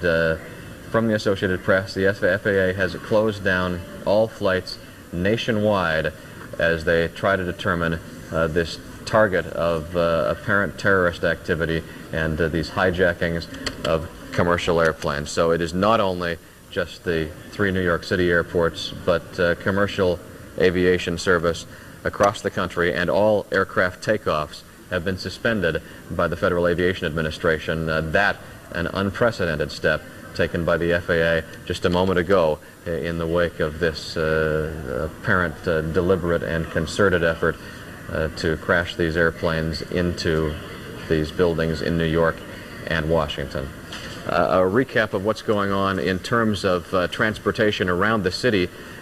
There has been a terrorist alert at the tunnels and bridges as well. The Lincoln Tunnel, the Holland Tunnel, the Brooklyn Battery Tunnel, all shut down. The PATH train terminates in the World Trade Center, and that has been shut down as well. And there are to be additional comments from the White House, from the President, and we'll get an update from the Federal Aviation Administration on what's happening with this complete cancellation of aircraft takeoffs throughout the country. There will be many airplanes in the air right now. They will allow those to land, but the Federal Aviation Administration, until there can be an assessment of what's going on as the security alert increases, there will be no more aircraft takeoffs anywhere in the country. One of the live pictures you're looking at of the World Trade Center now, the first explosion about 8:45 this morning, approximately 100 stories up the side of the 110-story World Trade Center tower. One World Trade Center, the tower that has the television antenna on top, that was the first one struck. The second explosion came about 15 minutes later on the second of the World Trade Center towers, and then we received word of a third explosion at the Pentagon in Washington, and we saw live pictures from Washington a moment ago with an idea of the size of that explosion, and we are looking at that as well. I'm also getting information that they have evacuated the White House, and Air Force One is actually moving, according to our colleagues at CNN. There are some precautionary measures there. CNN reporting that a plane hit the Pentagon about 20 minutes ago. Kristen Shaughnessy's on the phone from the area of the World Trade Center. Kristen? Pat, I am at Church Street, and I'll just tell you, we just drove over from Brooklyn. Quite a scene. A lot of people gathered on the streets. Numerous emergency vehicles, obviously too many to count. We have FBI on the street, state police, local police, all sorts of law enforcement. And what they're trying to do in this area, which is a couple blocks from the World Trade, but I can see the smoke still billowing from where we are, and they're trying to clear this area. A lot of people coming down here to look, to figure out what is going on, and they're telling people to get away, that it's still a very dangerous situation, and that they have to leave the area. It's amazing to me how many people are actually trying to get into this area. The police are asking everyone to stay clear of this area, so that's probably the most important thing to know. I should tell you that some of the streets are eerily calm as we drove through them. We went over the Brooklyn Bridge and it was shut down, so we were literally the only ones on the Brooklyn Bridge. And then when you come over here, then there's, it's a very chaotic scene, but it seems like it is very well under control in terms of police and FBI. So that's what's happening here, and I'll give you any answers to questions that you might have. Kristen, I have a few questions. I don't know how up to speed on what's happening elsewhere, but there has been a report of another plane crash in Washington, a third plane, a jetliner crashing in to the Pentagon there. So the concern that this is a concerted pattern of terrorist attacks is being raised here. Not only have they shut down LaGuardia and Kennedy and Newark, but they've shut down aircraft takeoffs at every airport in the country. What evidence are you seeing there, Kristen, of precautions as far as preventing any sort of additional terrorist activity, if indeed that's planned? They have so many law enforcement officials out on the street right now. I'm literally looking up right at the burning buildings right here, and what they're telling people is just to get away from this area because it is still just a volatile situation. It seems like they, I have to talk to a couple bit more law enforcement officials, but they're saying that, they just don't know what's going to happen next, obviously, because that first plane went into Tower 1, and then the second plane went into Tower 2, and obviously they're on heightened alert for anything that may happen. We're told that the mayor will speak to us, at some point in the future once he gets briefed, obviously, and that will happen right around here. I don't know if we'll be able to bring you that live because it's very hard to get, live trucks here and whatnot. Also should tell you that transmission of phones is out. I've been trying to reach you actually for about 45 minutes now, ever since we heard of this happening, and it's just very difficult to get through because the transmitters have been hit, and that's what law enforcement people are telling, the people on the streets as well. We did speak to some people who are on the streets. A lot of people are walking through the streets. They're crying, very emotional. Other people are not, but the ones who were in that nearby vicinity told us that they were told to go down into the basement just in case, and then they were ushered out of the building and told to get away as quickly as possible. Kristen, do you have an idea how quickly that happened? Because as I was speaking with one of the eyewitnesses earlier, the frightening thing about this was that there would have been a sense for about 10 minutes between 8:50 and 9 o'clock, roughly, that the immediate danger had passed, that the emphasis would have been on bringing help into the area rather than getting people out of the area. Do you have a sense of how that played out in those few minutes? It was, I think they just assumed that this was the one plane, and I think when the realization happened that, yes, this was a plane, and it appeared to go directly into the building without trying to avert the World Trade Center, then they realized that there may be something else, and it seemed like within moments that second plane hit. So, I think a lot had been dispatched, and then when we were coming over the bridge, a number of emergency personnel from Brooklyn were dispatched. I think maybe then they said, okay, let's bring in more. So obviously you're getting people from all over the different boroughs, too. Kristen, at this point, how close are you able to get to the World Trade Center towers themselves? Pat, I'm actually maybe 2 blocks away, believe it or not. But that's it. They're just trying to get everybody else out of this area. They are allowing some press and obviously law enforcement officials. But it is, as I'm looking up, I'm just watching the building burn right from where I am, and it's an incredible sight. It looks like probably 8 floors, maybe 6 to 8 floors are burning, and just, the smoke continues. And I'm not sure which tower I'm looking at, but the one tower is more severely burned than the other right now. Yeah, the tower with the TV antenna on top of it is One World Trade Center. That's the one where the initial impact occurred. Right. And then the one with the observation deck on it is 2 World Trade Center, and that's where the second explosion occurred about 15 minutes later. I can still see flames shooting out of both, so it's an incredible sight. Do you have, obviously they've told the planes to come down, so do you have any shots right now of it?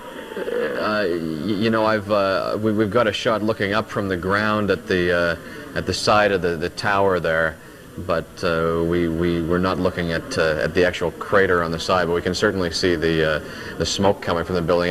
Have you had a sense over the past hour? Because from what I'm seeing, there's as much smoke as there was an hour ago. That they have not made much of a dent in this fire. I don't even know how much fire equipment they've been able to move up onto those upper floors. It's just coming down, Pat. It is just coming down. Watch the right it's side. Exploding. It's ripping apart.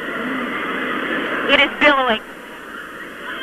Pat, the debris is flying. I'm going to run. Okay. All right. We hope that Kristen was not in a position where she would have been injured by that, but the tower is literally crumbling into the streets of Manhattan there, and blocks and blocks. I don't know how much debris is falling or where that debris has fallen, and we'll attempt to reestablish our contact with Kristen, but that tower's not there anymore. A dramatic scene, and this is going to clearly mean that there are hundreds, if not thousands, of people injured that building has fallen. New York 1 Sharon Diesenhaus is with me as well now as we watch this dramatic videotape. This is just extraordinary. We have just seen, that was one World Trade Center? At this point I don't even know which. One of the World Trade Center towers. That was two World Trade Centers. That was where the second impact was, but it has vanished from in front of us. Humbling. It's now 10 o'clock. That means it was roughly an hour after the initial impact, which seemed to impact roughly the top, I would say, 1/4 of the building. And now we see the building has apparently crumbled. One wonders if there was anything on the plane that could have caused such a structural damage below, since it hit such the upper portions of the building. I'll ask our control room crew to try to get whatever videotape we can of that scene as we were on the phone with Kristen Shaughnessy, and please let me know if we've reestablished contact with Kristen as well. She saw the explosion in front of her in fairly close proximity as that happened. These are several different live pictures we're looking at of the aftermath. Two World Trade Center at this point still standing. You're just looking at daylight passing through the area where one World Trade Center stood only 5 minutes ago, and I don't know how much of that building is still standing, because there is so much smoke and debris now billowing out across the harbor. Over all of Lower Manhattan. I mean, it must be, I would say, a 15-block wide area and probably 10 or 15 blocks high. That seems to be covered now by a sort of eerie white smoke as opposed to the black smoke that was billowing out earlier from the top of the tower. Now, we talked to several people who were in that area of Lower Manhattan as this was happening, and a lot of them had this sense of security as well, that this damage was 100 stories up, and now we've had this structural failure of two World Trade Center, and literally saw the building disintegrate, and much of that is smoke, but much of it is just dust and debris, as though they had, it's a scene that you see when they deliberately demolish a building, but without any of the precautions or evacuations. And those who know that area well know that there is a building on every block there, multi-story buildings on every block. So there would undoubtedly be damage to those buildings as well, the subway lines below, the city's infrastructure below. Let's look at that videotape. This would have been at about 9:55 this morning as two World Trade Center started to rip apart in an explosion. You can just see the black smoke slowly descending through the building as it just destroys with a widening, ever-widening cloud of debris in a very, very large area. And you can't look at this without a sinking feeling in your heart and wondering how many people are affected by this right now. And it really is a question of how many people were injured and killed by this now. The fire department had called in every off-duty firefighter, and many of them would have been in that area having responded to this, and now their thoughts have to turn to the structure of one World Trade Center because the fire continues to burn there. Let's take you back to 8:45 this morning. We received a report of a fire at the World Trade Center, and that can be anything from a cigarette in a trash can to an electrical transformer. And we hear these very often, and we always investigate them, but so often they are not disasters. By itself, it's not an unusual call, but within about 5 minutes, when we got our first pictures of the smoke, it was clear that something very serious was going on, but the magnitude of it has escalated in the past 15 minutes with the collapse of one World Trade Center and that debris that has spread throughout Lower Manhattan.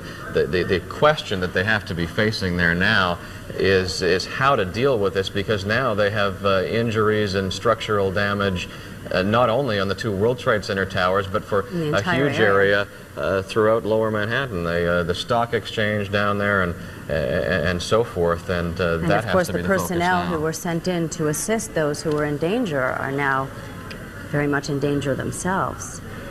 Even on my way down this morning at about 9 o'clock, there were ambulances streaming down 10th Avenue and 42nd Street as people, clearly I remember from February 26, 1993, all over the city, all of the fire and police personnel were called to assist, and when I saw 9th Avenue rather, just filled with emergency vehicles streaming down, I knew that it was certainly an incident of some magnitude. I didn't realize that, of course, what was to await all of us. We've taken some action, obviously, to move our crews into as safe a position as possible, and some of them, like so many other people, had rushed down to the area of the World Trade Center, though were held back at a certain distance because of the police and fire perimeters that had been set up there. But that collapse of the number 2 World Trade Center tower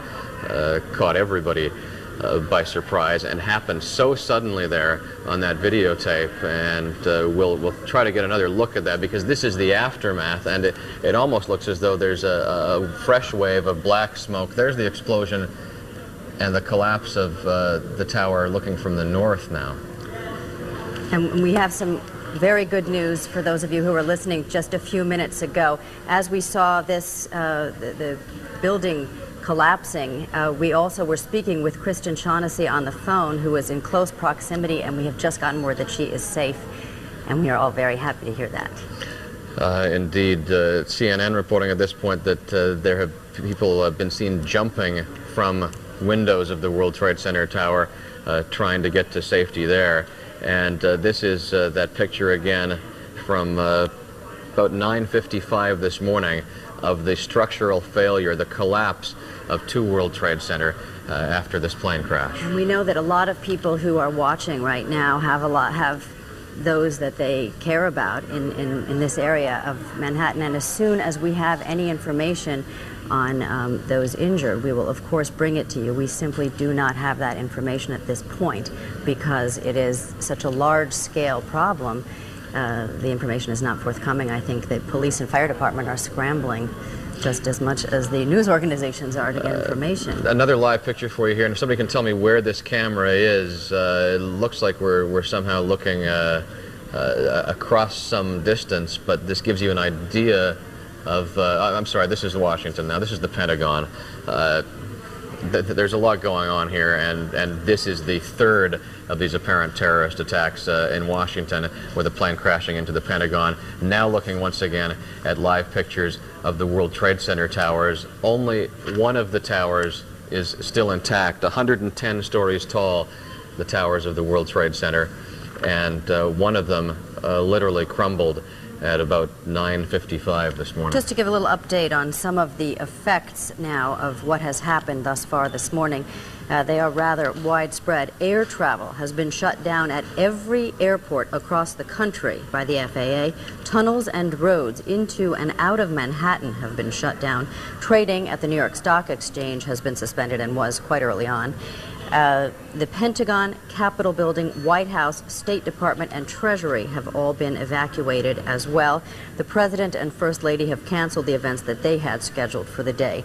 Now, fortunately, the President was in Sarasota when this happened at the Pentagon, and I understand the Governor was in Manhattan, but we do not have word of where he was, but we do have word that he is safe. Other information about the impact of this and the precautions that are being taken here.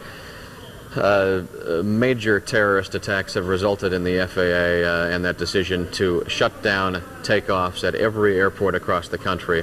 The New York Stock Exchange, trading has been suspended there. They have evacuated the stock exchange, and tunnels and roads in and out of Manhattan have been shut down, so they have, for a large part, locked down transit and traffic in and out of of the city now, and we're back to the live pictures here. The remaining World Trade Center tower, One World Trade Center, the scene of that initial plane crash at about 8:45 this morning. The second plane crash into Two World Trade Center at about 9 o'clock this morning, and we actually saw that one happen. Pat, I'm going to interrupt you for just a moment. I understand that we have Andrew Siff now on the telephone, and he is close to the scene, but I trust safe. Andrew? Yes, we're okay. We were headed south right towards the World Trade Center, and just north of Chambers Street, we actually saw a huge portion of that second tower go down, at which point tens of thousands of people started running north along the West Side Highway and the Esplanade, where people are usually biking and jogging, and there's definitely an evacuation in progress now with everyone headed north. Frightening sight to behold. Andrew, what's your location, and just confirm for me that you're at a safe distance, please? We're at North Moore Street and the West Side Highway. We're about a block north of Chambers Street, which is no one's allowed anywhere south of Chambers Street. We were headed towards the World Trade Center because it appeared as though at least we were to the rescue portion of what was going on and that the immediate threat might be over. That was obviously not the case, and now journalists and residents alike have to stay back. And Andrew, as we're speaking to you, I want to ask our crew to get that videotape again of the collapse of the south tower of the World Trade Center at about 9:55 this morning. And as we're looking at that, Andrew, if you can tell me what sort of debris is there now? Can you see the debris from the tower and the dust? From where we are now, you can't even see the second tower. It looks like right now that the World Trade Center is only one building. That's the way it appears from about 10 blocks north. You can see that the existing tower is on fire for maybe the top 30 floors or so. You can see flames shooting out on the west side of the tower, and behind it and to either side are just thick plumes of smoke, which almost look like huge clouds at this point. You can't even see a second tower, and you can't see debris because if you look down the West Side Highway all the way towards the Battery, nothing but smoke. Andrew, when you saw this happen, what did it look like to you at close range? Because to us, it seemed almost like dominoes, you know, going floor by floor by floor. It was a little difficult at first to figure out what was happening. We heard an explosion.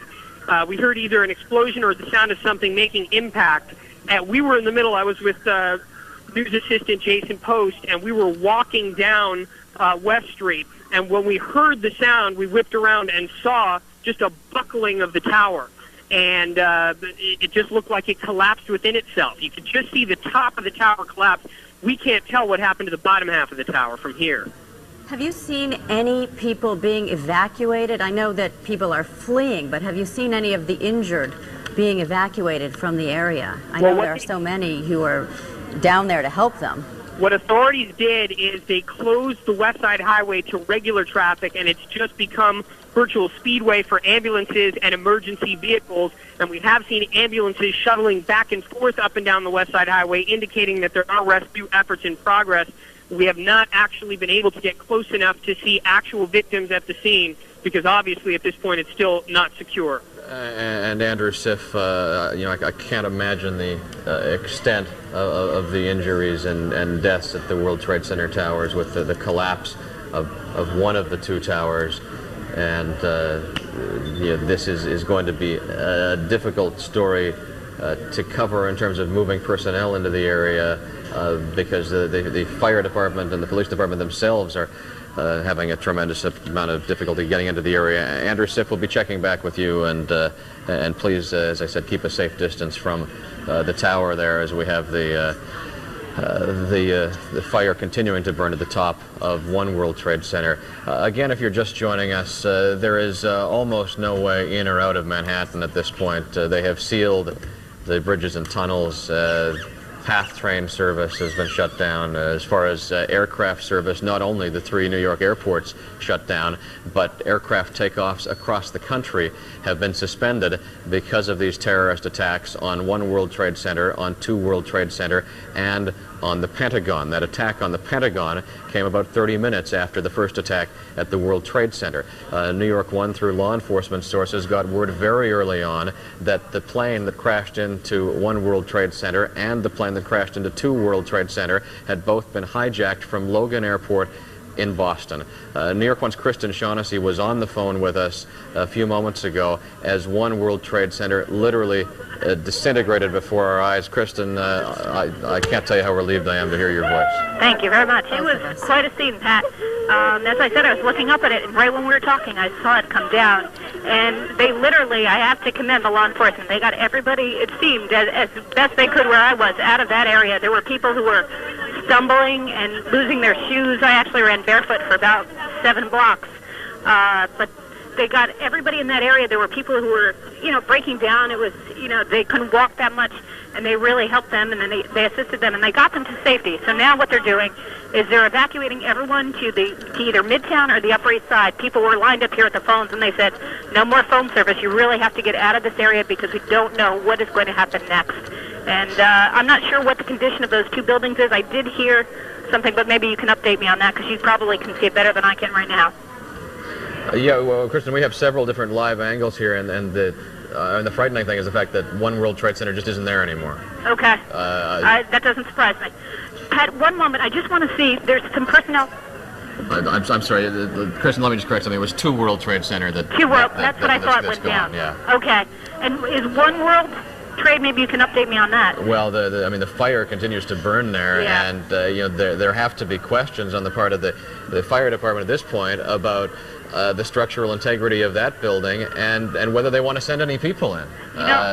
Because they try to respond to these things by sending firefighters up the stairs to fight the fire, but when you're talking about an explosion of this magnitude, that amount of jet fuel up there, they would have to ask themselves questions about whether they want to send those men in to fight the fire or just let it burn itself out. Absolutely. I do see a lot of law enforcement officials kind of getting people out of this area. I don't know. They were evacuating right along with us. I had FBI agents and state police running right along with me because people were literally covered in soot, in this gray soot, and you could see like building mass in the air. It was an incredible, incredible sight. There was one woman who was just covered from head to toe. She told me she worked in the World Trade Center on the 31st floor. She had not yet arrived at work. In fact, Pat, I see 2 women. Excuse me, can I talk to you from... Where was New York 1? Kristen's going to try to Kristen, have you got someone there with you? I'm trying, Pat. I'm sorry. Okay, Kristen, take 30 seconds, and we'll come back to you. Okay. Just talking about the structural damage that Kristen was concerned about, I can't help wondering that as well. I remember, once again, when the World Trade Center bombing occurred in 1993, word was that approximately 50,000 people were in that building, or in the building, at peak time. Of course, that happened just after peak time. No, that was at peak time, but it was lunch, so a number of people were out. This at 9 o'clock in the morning, 8:45 in the morning, most of the people were coming into their offices. One hopes that many people were late to work today.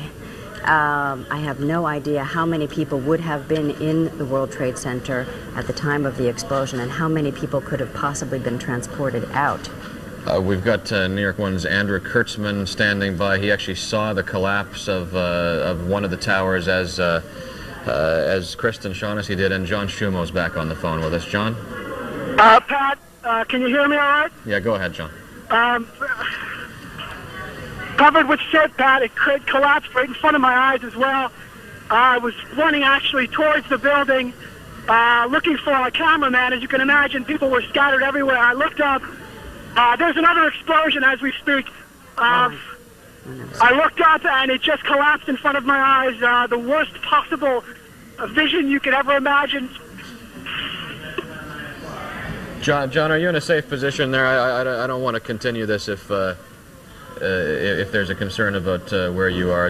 No, we've managed to at this point, along with thousands of other people, run at top speed down to Battery Park City. There was a cloud of smoke that just enveloped all of us. We were just absolutely covered. A woman fell at my feet. We picked her up. All right, we're losing John. There's obviously some... We're here. It's obviously, as you can imagine, a quite emotional moment down here. We've actually pulled several people into the live truck for safety. People are just absolutely covered with soot right now. The collapse was, as I think we saw on New York 1, just miles high. The smoke just crept down the street and thousands of people running. It was a scene that is really unthinkable. There are right now several city buses down here at Battery Park, and people have piled into these city buses. There's a construction site down here as well.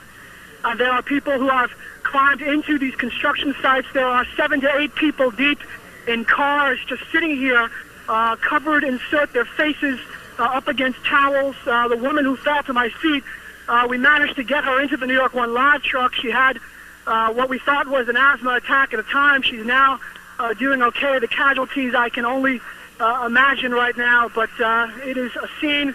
The ash down here, the dust, is probably about a good 1/4 of an inch high, and we, again, are down by Battery Park City. We're a good probably about 20 blocks, maybe 15 blocks away from the Trade Center, and it's still smoking, as you can imagine. John, stay with me for just a second.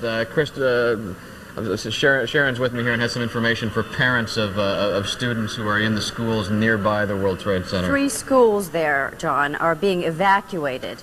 Economics and Science Leadership and Public Service Murray Bergtraum and Stuyvesant PS 89 and PS 234. PS 89 and PS 234 are being used for triage. Parents should come and pick up their children at these schools. And that's assuming the parents can get into the area. Right. Clearly the staff at those schools will be doing whatever they can to calm the students and take care of them in the interim here. But if it's safe for parents, if they can get into the area of those schools and take their kids home, it would just make things easier as far as the triage efforts and the emergency response. And clearly this is the first insight we've had into the system being set up to attempt to deal with a disaster of this magnitude with this many injuries. And of course the city's Office of Emergency Management set up that bunker that was much talked about. The mayor at some points criticized for the amount of expense on that bunker. Ironically, it is right in the midst of all of this, and I don't know whether it's in service or whether it's too close to all of this for them to actually use the Emergency Operations Center, because it is part of the World Trade Center, not of one of the 2 main towers that were actually struck by this, but right at the base of those towers. But even still, probably now, a half an hour after the collapse of 2 World Trade Center, it's clear that the smoke around there is so thick it would be very difficult for people to really breathe and certainly to function very well in that immediate area. It certainly seems as though any movement would be quite difficult in that area, to say nothing of the difficulties in transmissions and power and various things because of the interruption in the World Trade Center tower that has the TV antenna, One World Trade Center. Our colleagues at CNN now reporting that one of the planes that crashed into the World Trade Center towers was an American Airlines 767, a huge commercial jetliner hijacked from Logan Airport in Boston, striking the World Trade Center after flying down to New York City. And we have word the other one was United. It was a United Airlines also plane, from Logan? according to our sources, also hijacked from Logan. I don't know what type of airplane it was, and some of the eyewitnesses I spoke to just in the first 20 minutes after this happened, it didn't sound loud enough to them to be a large jetliner, but this report says it was a 767, the first one, and we don't know the identity of the second airplane, but we do know that the FAA has responded by halting all flights across the nation. And interestingly, there was word that it was transmitted somehow from the plane to, I guess, air traffic controllers that it had been a hijack. And there was no word on the wires prior to this that a plane had been hijacked. And again, I'm hesitant to get too far into the speculation here, but I would think it unlikely that any commercial pilot would steer his plane into the World Trade Center. He'd more likely crash the plane into the harbor, even if there was a gun to his head. And you've got to wonder if this was organized enough that the hijackers actually had someone capable of flying the airplane, because these are 3 clearly deliberate targets: 1 World Trade Center, 2 World Trade Center, and the attack at the Pentagon. This is the live picture where you saw 2 World Trade Center towers standing only an hour ago, and just 1 of them remaining. And again, one of the most disconcerting things is to think about the organization that must have been in place, the infrastructure to if in fact this is a terrorist attack, to have set up such a disaster of such magnitude. The Pentagon, as we mentioned, the third target of these terrorist attacks this morning. We have video from Washington of the Pentagon shortly after this attack on the Pentagon. The Federal Aviation Administration, at that point, it was clear that this was to be a threat not just on the city of New York, but on Washington as well. This is a live picture now of the fire that is burning at the Pentagon. An Associated Press reporter who was at the Pentagon, Dave Winslow, says he could see the tail of a large airliner as it plowed into the Pentagon, and that fire there in Washington continues to burn. This came only a few minutes after the double disaster at the World Trade Center. As we recap this, there is very little movement into or out of Manhattan because of subway closures, PATH train closures, bridge and tunnel closures, and this is the heart of the reason for that. The explosion, well, first of all the crash, then the second crash, and subsequently the structural failure and massive explosion that brought down to World Trade Center and sent debris raining down on a huge part of Lower Manhattan. And Pat, I'm just hearing word that a car bomb has exploded outside the State Department in Washington, according to a senior law enforcement official as well. We have no more details on that, but of course we will bring them to you as soon as they become available. Our reporters have been gathered in the area near the World Trade Center tower.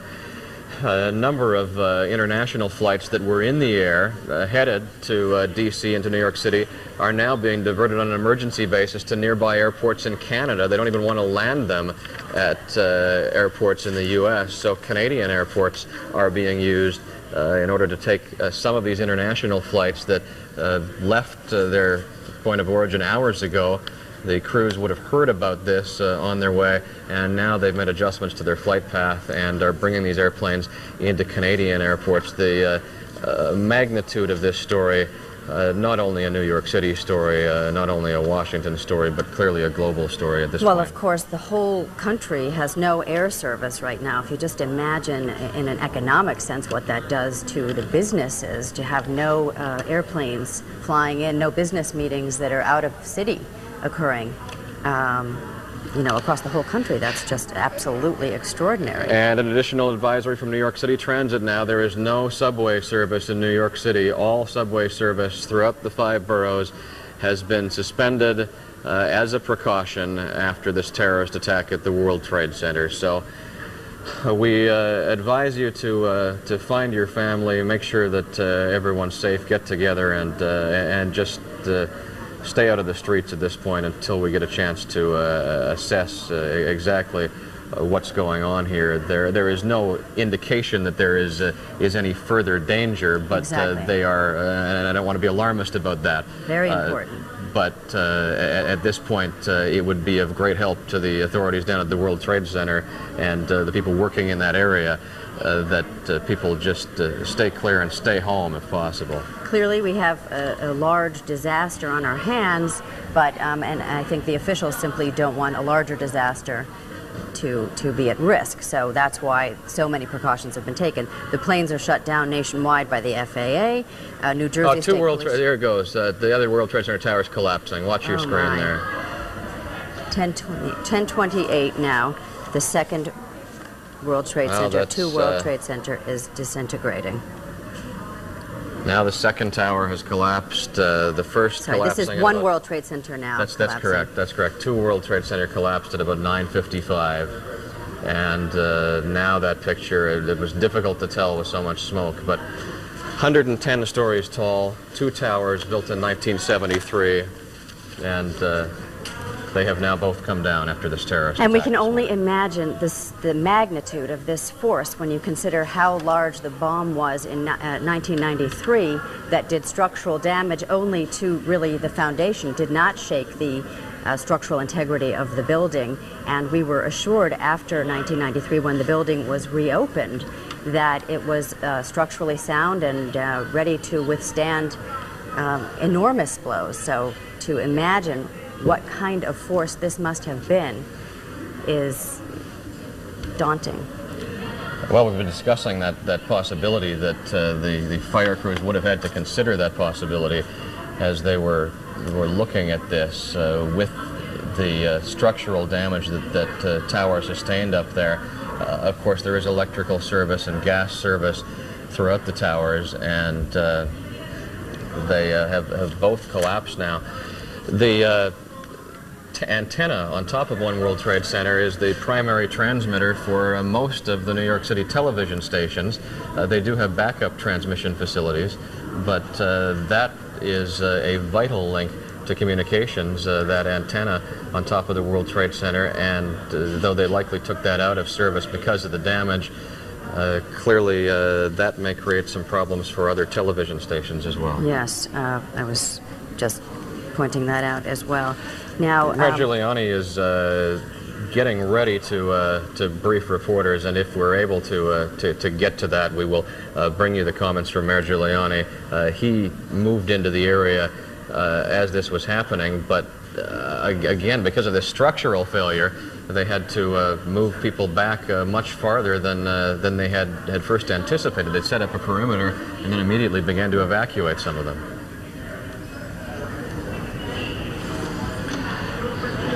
Still waiting on comments from Mayor Giuliani, and we'll bring you those as soon as he begins to make his statements.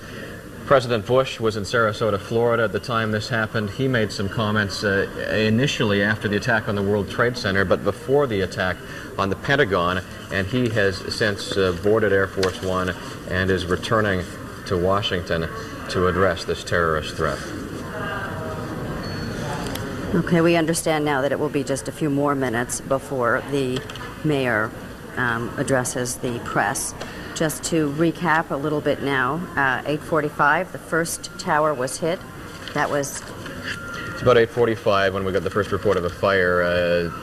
By my recollection, approximately 8:54 when we got our first look at the pictures and saw that there was a significant fire, and then about 9 o'clock is when that second airplane struck the other World Trade Center tower. World Trade Center coming from the west.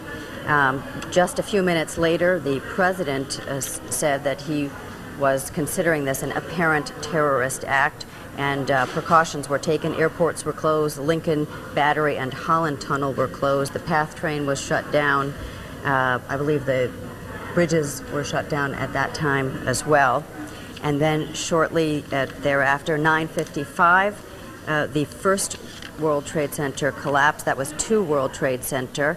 And then 10:28, One World Trade Center collapsed. I'm sorry, Sharon. John Schumo's back on the phone with us. John, this tower, 110 stories tall, collapsing with no significant notice. The footprint of debris from a collapse of that magnitude must be tremendous. Do you have any understanding of that? Pat, from where I am right now, we ran back to the live truck. The dust cloud, the second dust cloud, has completely covered our truck. I'm inside the live truck now looking out, and I cannot see more than 10 feet past me at this point. There is a yellow taxi which is parked right in front of us.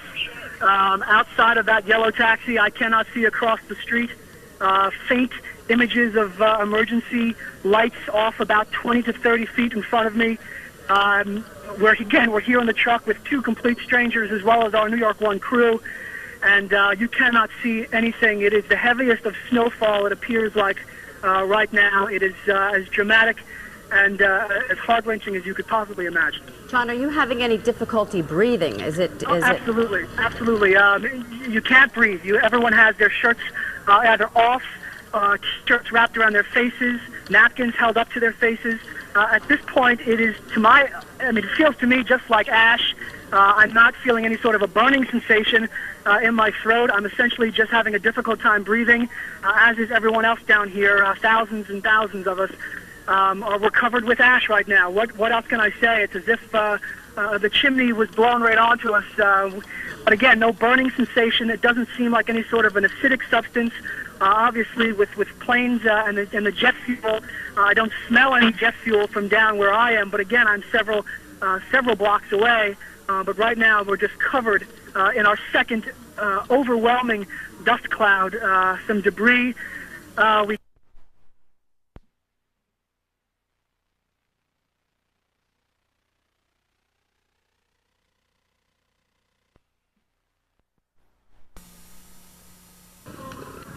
antenna on top of One World Trade Center is the primary transmitter for most of the New York City television stations. They do have backup transmission facilities, but that is a vital link to communications, that antenna on top of the World Trade Center, and though they likely took that out of service because of the damage, clearly that may create some problems for other television stations as well. Yes, I was just pointing that out as well. Now, Mayor Giuliani is getting ready to brief reporters, and if we're able to get to that, we will bring you the comments from Mayor Giuliani. He moved into the area as this was happening, but again, because of this structural failure, they had to move people back much farther than they had first anticipated. They set up a perimeter and then immediately began to evacuate some of them.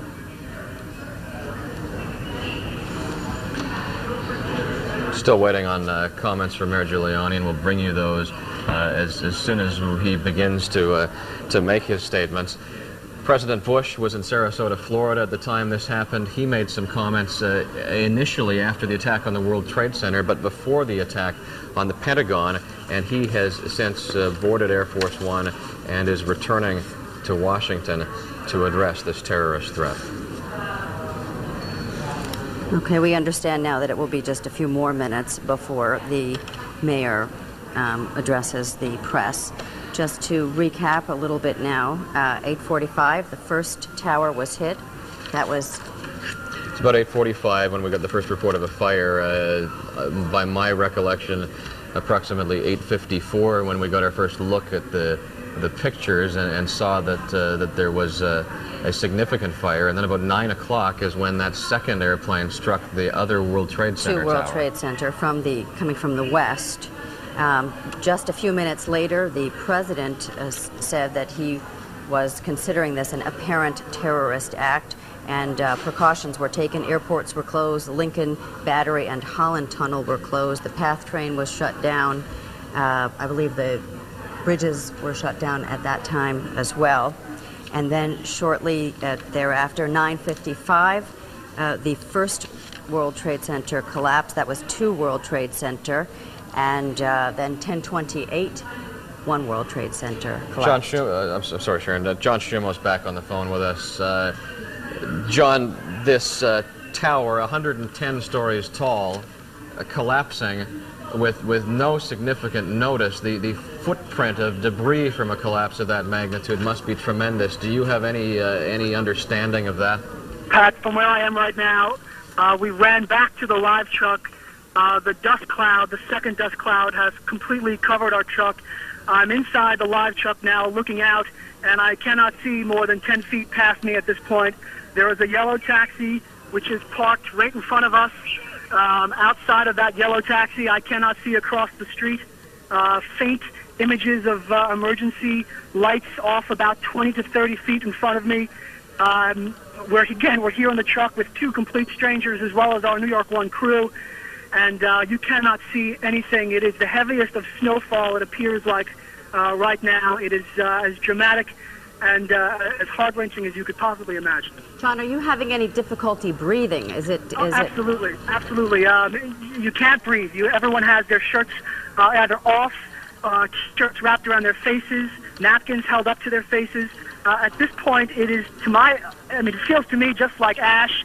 I'm not feeling any sort of a burning sensation in my throat. I'm essentially just having a difficult time breathing, as is everyone else down here. Thousands and thousands of us we're covered with ash right now. What else can I say? It's as if the chimney was blown right onto us. But again, no burning sensation. It doesn't seem like any sort of an acidic substance.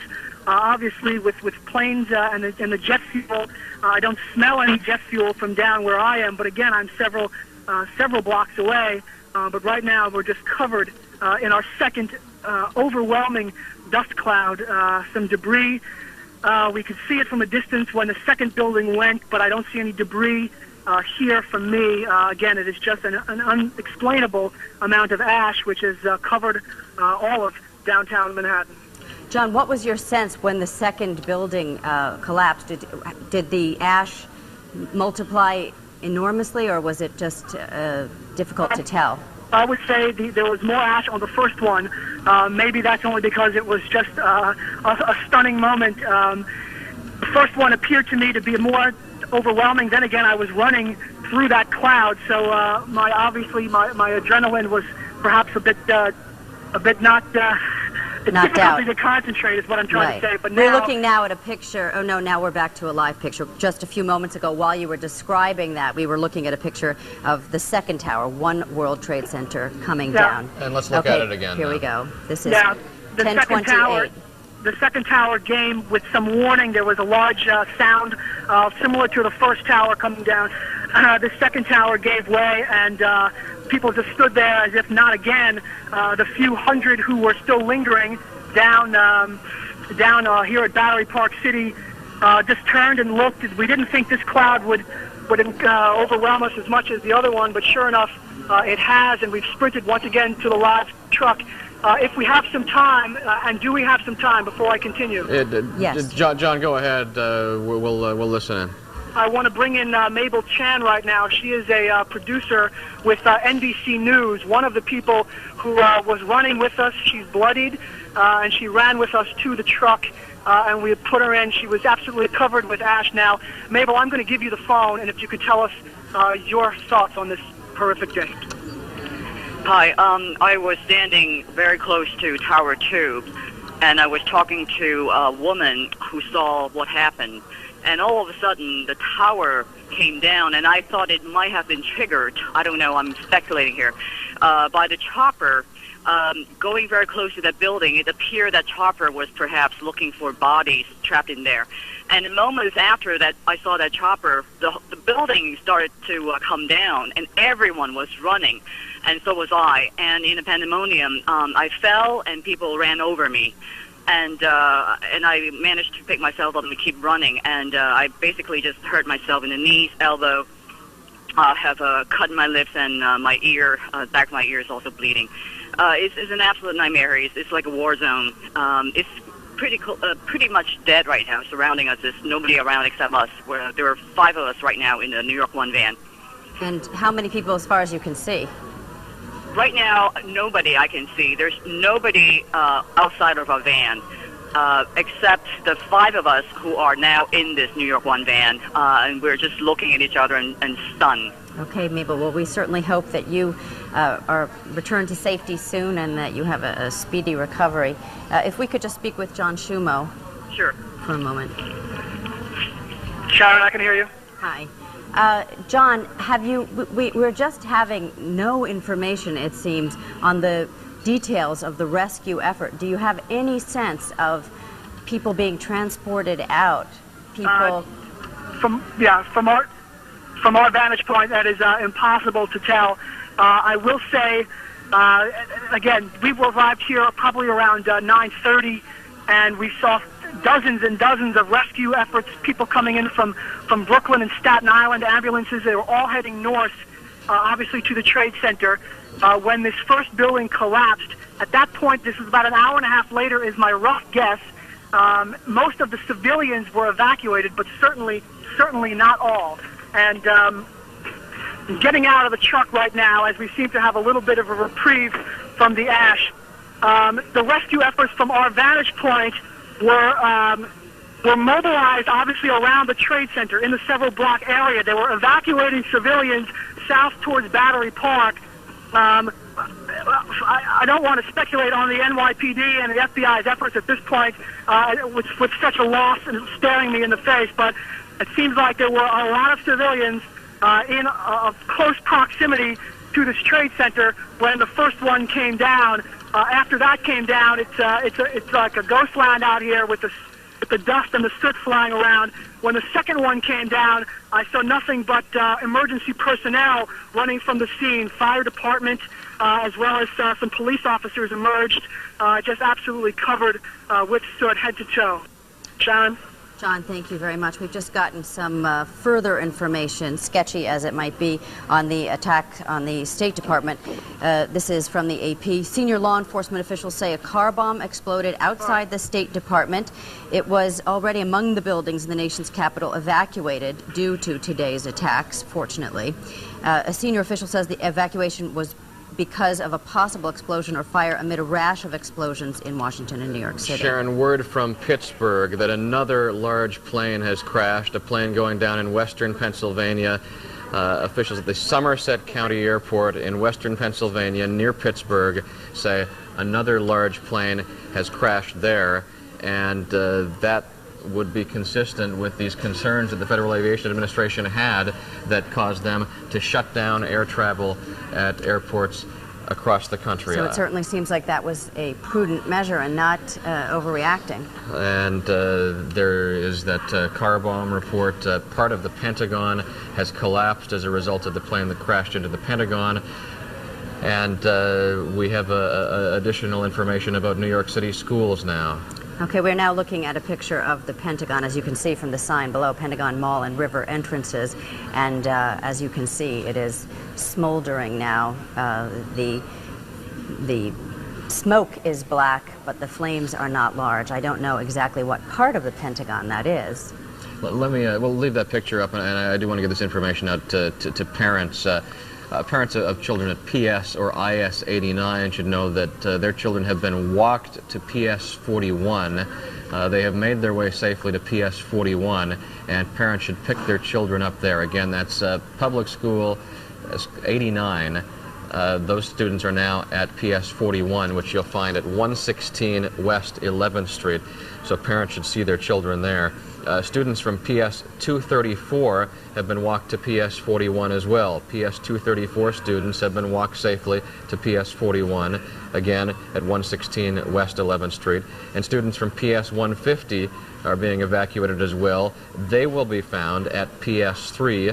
Public School 3 is at Christopher and Hudson. Okay.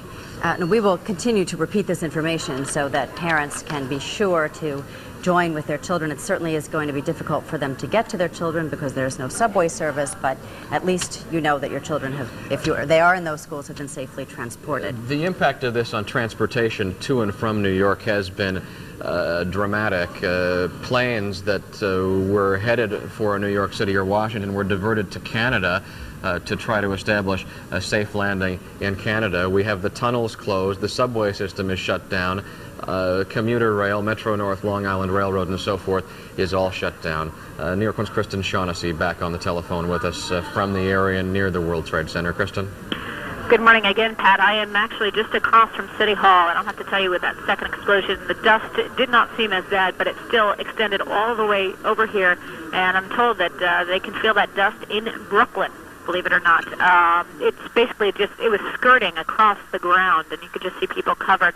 Many, many people have masks over their heads, or over their mouths and their noses, and there are virtually no civilians in this area. I have to commend the law enforcement officials. They really did an admirable job getting everyone that they could out of this area. So it seems like for now it's pretty much deserted. Where I am literally the only one here. Wow, that must be so eerie. It's unbelievable because you hear these explosions. In fact, I just heard another one. I don't know if it was like an after effect or whatnot, just while you were on the phone talking about the school closings. And it wasn't as big, obviously, as the other ones, but it still sent a tremor all the way over here. And I'm obviously on the other side of the World Trade Center, on the other side of the city. And it's just unbelievable. And then you see people walking around. And the interesting thing is, no one is screaming, really. Everyone is just walking around with this look on their face. No one's saying anything to anyone. And, you do see some people who need, obviously, medical help. I had a man who was begging to get some medical help, which they did. And I hear ambulances every once in a while going through, police cars every once in a while going through. But that's what it is right now. But literally, there is no one around here. And obviously, if you've ever been down by the courts here in City Hall, you know that is teeming with activity. Yeah. Kristen, our colleagues at CNN reporting now that the Pentagon is monitoring another plane behaving erratically and attempting to determine whether that is another hijacked plane, but there is no information as to exactly where in the country that airplane is located, but that is another situation that they are dealing with as federal officials in Washington track this terrorist attack. And we have this report from the Pittsburgh area that a large plane crashed there approximately 20 minutes ago in the area near Pennsylvania at the Somerset County Airport. And it does not indicate how many people were aboard that plane or what airline, any other information beyond that. I'm hearing another explosion, just so you know. I'm hearing another rumble. It's not as bad as the other ones were, but I don't know if you have pictures that you can see. We have a picture, and we don't see anything beyond the enormous billows of smoke that have been there, but no additional bursts from our vantage point. Okay, I didn't mean to interrupt, Sharon. No. What you can feel when these tremors come is that it literally comes up under your feet. That's what it feels like. That's the best way I know to describe it. And Kristen, I mean, that area of Lower Manhattan, while the entire area of Manhattan is built on solid bedrock, there is so much infrastructure underneath the city there that that has to be a concern with every one of these explosions. There are every subway line in the city converging down there. The PATH train comes in there. There's the subterranean mall at the World Trade Center.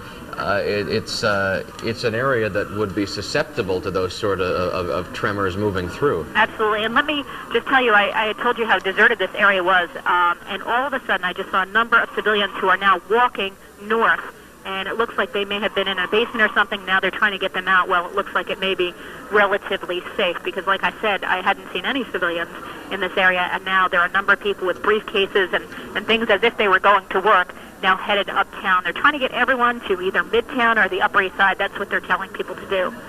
Kristen, just a note here. We have just gotten word that all federal office buildings in Washington, D.C. are now being evacuated, again, as a precautionary measure. But as this apparently widens in its scope, there are more and more precautionary measures taken to prevent a larger and larger disaster from occurring. Approximately 40 to 50,000 people work at the World Trade Center, and this was late enough in the day that many of them would have arrived at their desks at that point. I'd like to take you back through some of the developments through the morning and the videotape that we have seen as we've gone through these various developments through the morning.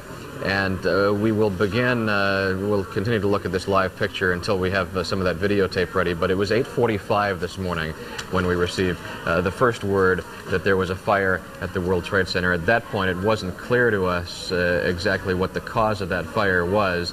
And then as we had our live cameras trained on the World Trade Center at about 9 o'clock, we saw the impact of the second airplane, which hit two World Trade Centers. So the first airplane ripped that hole in one World Trade Center.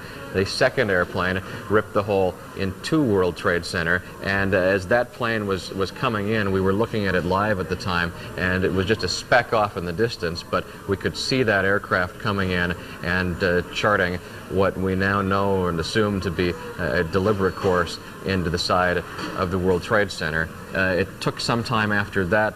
Sharon Dees and us had joined me here at NY1 at that time, and then we began to see the structural failure of these towers. And we were discussing our concerns about. Sorry, Sharon. This is we're just going to bring up that shot of the incident at 9 o'clock this morning. Watch the right side of your screen for the plane. There's a small black dot, as you can see. That is the plane, and it is about to have impact right there. And that is 2 World Trade Center. Both of those buildings are no longer standing. Both of those buildings, 1,362 feet high, no longer standing. 50,000 people work in them each day. And following that, we got those 2 structural failures of the 2 World Trade Center towers, and that perhaps came as the biggest surprise, is just how quickly these buildings disintegrated. This was the first one about 9:55. 2 World Trade Center just collapsing like a heap of dominoes, leaving you with a sick feeling in your stomach, wondering how many people were in there, how many people were hurt. And then to about half an hour after the first structural failure, here's another. It began with an explosion near the top, near the scene of the plane crash, and the building, story by story, from top to bottom, ripped apart. That transmission tower on the top of One World Trade Center. You saw it for a moment just tumbling away. And when you consider that the World Trade Center is nearly 1,400 feet tall, or more correctly was 1,400 feet tall, the difficulty in that as it fell was that the path of debris could have been a quarter of a mile in any direction. We were looking at a live picture there, and we're going to try to get another angle of this as the fire continues to burn. And then, of course, as the word of the disaster in the World Trade Center was coming out, at around 9:40, we hear word that the Pentagon has been hit as well, that another plane had landed in the Pentagon. And there were reports that the tail part of a plane had been seen with billowing smoke there, and then the waves of precautionary measures began in Washington, D.C., evacuating the White House, evacuating the Pentagon and the State Department, and eventually all of the buildings in Washington, D.C. In some ways, this is the least of our concerns now, but this, of course, is primary day in New York City. We have just received word that election has been canceled or at least postponed, so there is no need to go to the polls today. They are going to make some sort of contingency to have that primary election on another day, and the city will turn its attention to the tragedy at the World Trade Center instead. Just in terms of trying to function today, you should know that subway service in New York City has been canceled. Of course, all air service in and out of New York City across the country has been canceled until further notice by the FAA. Earlier, of course, they started out by canceling service at LaGuardia and JFK, but this has sort of widened in its scope in terms of actual problems, actual devastation, and in terms of precautionary measures to contain the devastation. Is this a live picture that I'm looking at here? Okay, this is tape from earlier. I guess we can see there that it was at the time that at least one of the World Trade Center towers was still standing. And we just, from the shots that we've seen, we actually don't know if there is anything to speak of left of the two World Trade Center towers. We know that there's nothing that's tall enough that it's above the skyline of the rest of the buildings in Lower Manhattan there, and you can see that smoke that is continuing to pour from the area, but much of it now is the cloud of dust, and we have returned to a live picture. This is a live picture once again. That cloud of dust is going to take a tremendous amount of time to settle, and at that point we may have some better sense of the damage, and you can imagine the difficulty that the firefighters that have got into the area there have in working through that cloud of dust, because it is such a harsh environment for them, even with their breathing apparatus. Those air tanks last a few minutes, and we are now a full 2 hours into this. Now, I understand that we have our news director, Peter Landis, in Midtown now with some reports on the telephone. Peter? Hi, Sharon and Pat. I'm not hearing you very well, a lot of breakup, but I can tell you that right now I'm on 46th Street. I just veered off 11th Avenue because traffic is at a standstill. I've been trying to come in for about the last, ever since I got word, from North New Jersey, headed toward the Washington Bridge, and people were just besides themselves. I passed a couple in the car. The wife was hysterical, basically, and the husband pretty much was too. Big sign like I've never seen before that was lit up says George Washington Bridge closed, state of emergency. Lots of rumors, people, some of which I don't know will turn out to be true, and I don't want to repeat them now here on the phone. But basically just lots of people disbelieving, looking at first at the smoke billowing from the Trade Center, then a short while later looking back and seeing just smoke and seeing the Trade Center is gone. I did not actually see them collapse. Peter? I'm sorry, we're going to have to interrupt you for just a moment. We have the mayor in a live news conference. If you could just stand by. Go ahead. Oh, he's on the phone. I'm sorry. Is the mayor speaking to us? Mayor Giuliani, can you hear us? Mayor Giuliani? Is it? Okay, we understand he is coming momentarily on the telephone. Mayor Giuliani, are you with us on the telephone? Yes, we are going to hold for a moment. The mayor will be with you momentarily. Okay. Okay. We'll just keep the line open and wait to hear Mayor Giuliani's voice if he can join us here. Again, New York City Mayor Rudolph Giuliani has been in the area near the World Trade Center and standing by to speak to us. Okay, let's just use this time, this opportunity once more to describe what parents can, to put some parents' minds at ease. Students from PS 234 have been walked to PS 41. Students from PS 150 have been walked or are being walked to PS 3, located at Christopher and Hudson Street. Hello? Hello? Who's this? It's Pat Kernan and Sharon Deasenhouse on the Hi, Actor Pat. desk. We are going to put the mayor on momentarily. Thank you. Sonny Mandel. Okay. He's currently, I believe he's on the phone with the governor right now. Okay, Sonny, while you do that, we will continue to let Please people just know interrupt about us, Sonny. schools. Yeah. Okay, PS and IS 89 are being walked over to PS 41 as well. The location for PS 41, if you have any children at PS IS 89, is 116 West 11th Street, and parents are urged to pick their children up there. Students from PS 234 also being taken to PS 41, 116 West 11th Street, and again, students from PS 150 taken to PS 3, located at Christopher and Hudson Street. Sonny, are you still on the line with us as we wait for the mayor?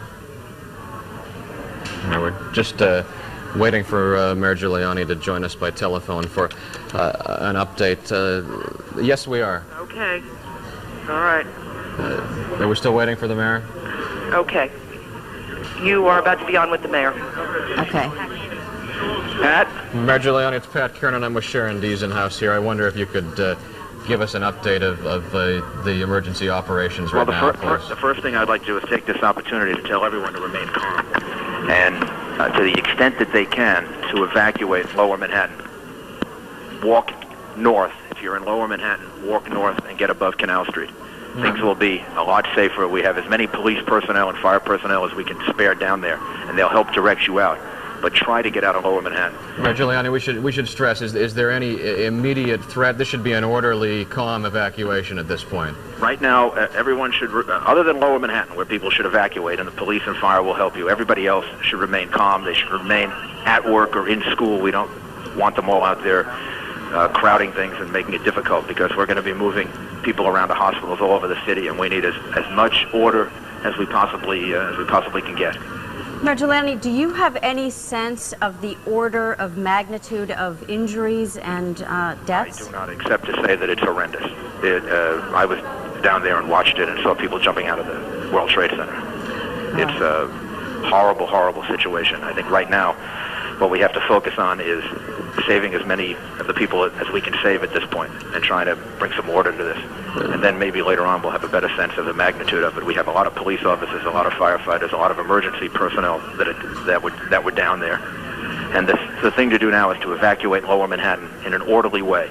Just get above Canal Street, and then this way we'll have the space and the room for the ambulances and everyone else to operate. We're going to try to get subways down into Lower Manhattan so that people can take the subway out. The subway, and we should have further information about that in a little while. That might help alleviate some of the pressure in Lower Manhattan. We've been in contact with the White House and asked them to secure the space around the city. They've been doing that for at least the last hour and a half. I've spoken to the governor several times, and the governor and I agree that the election today should be canceled. Yes. Mayor Giuliani, the election will, as soon as we can, we'll figure out an alternative date for it, but we need all the police personnel and everything else that we can to focus on the evacuation effort. Absolutely. Mayor Giuliani, do you have any sense of what the status of the bunker is? Is it at all operational? That is right in the middle of both the police department, and that area is all cordoned off. We've moved city government to the firehouse in Greenwich Village. That's where I'm operating from right now, and we'll probably operate from a police facility in the area of Greenwich Village shortly. Mayor Giuliani, everything in Lower Manhattan, except for the people that are there for rescue efforts, has been removed. We removed everyone from City Hall. We removed everyone from the police department other than the most necessary communications personnel. And we've moved up above Canal Street. And that's what we're urging everyone to do. We literally walked out and helped walk people out. And we're urging them all to get above Canal Street so that we have the fewest number of people down there possible, and just those down there for the rescue effort. Mayor Giuliani, what extent did we have as far as warning that this was happening? Was there any indication? As far as I know, there was no warning. There was no one made a threat. There was no warning. When I communicated with the White House, they confirmed to me that the Pentagon had been attacked. I haven't even been able to see that. I see the shots right now of the World Trade Center, but I haven't seen what happened to the Pentagon.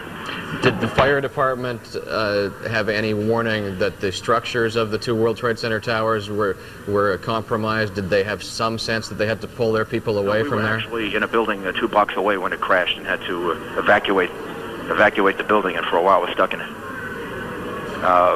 So I can't tell you right now if they knew. And my recollection is when we were in the building, we probably had about a minute's notice, maybe 2 minutes. I understand that there have been reports that the alleged hijackers communicated with the air traffic control at Logan Airport, indicating that a hijacking was in place. Have you heard any such thing? I've heard that on the street, but I have not had that confirmed. So there was no warning to New York. There was no warning that we know of. I have the police commissioner here with me. We had no warning. Correct? No, we had no warning. Is there any indication? As far as I know, there was no warning. There was no one made a threat. There was no warning. When I communicated with the White House, they confirmed to me that the Pentagon had been attacked. I haven't even been able to see that.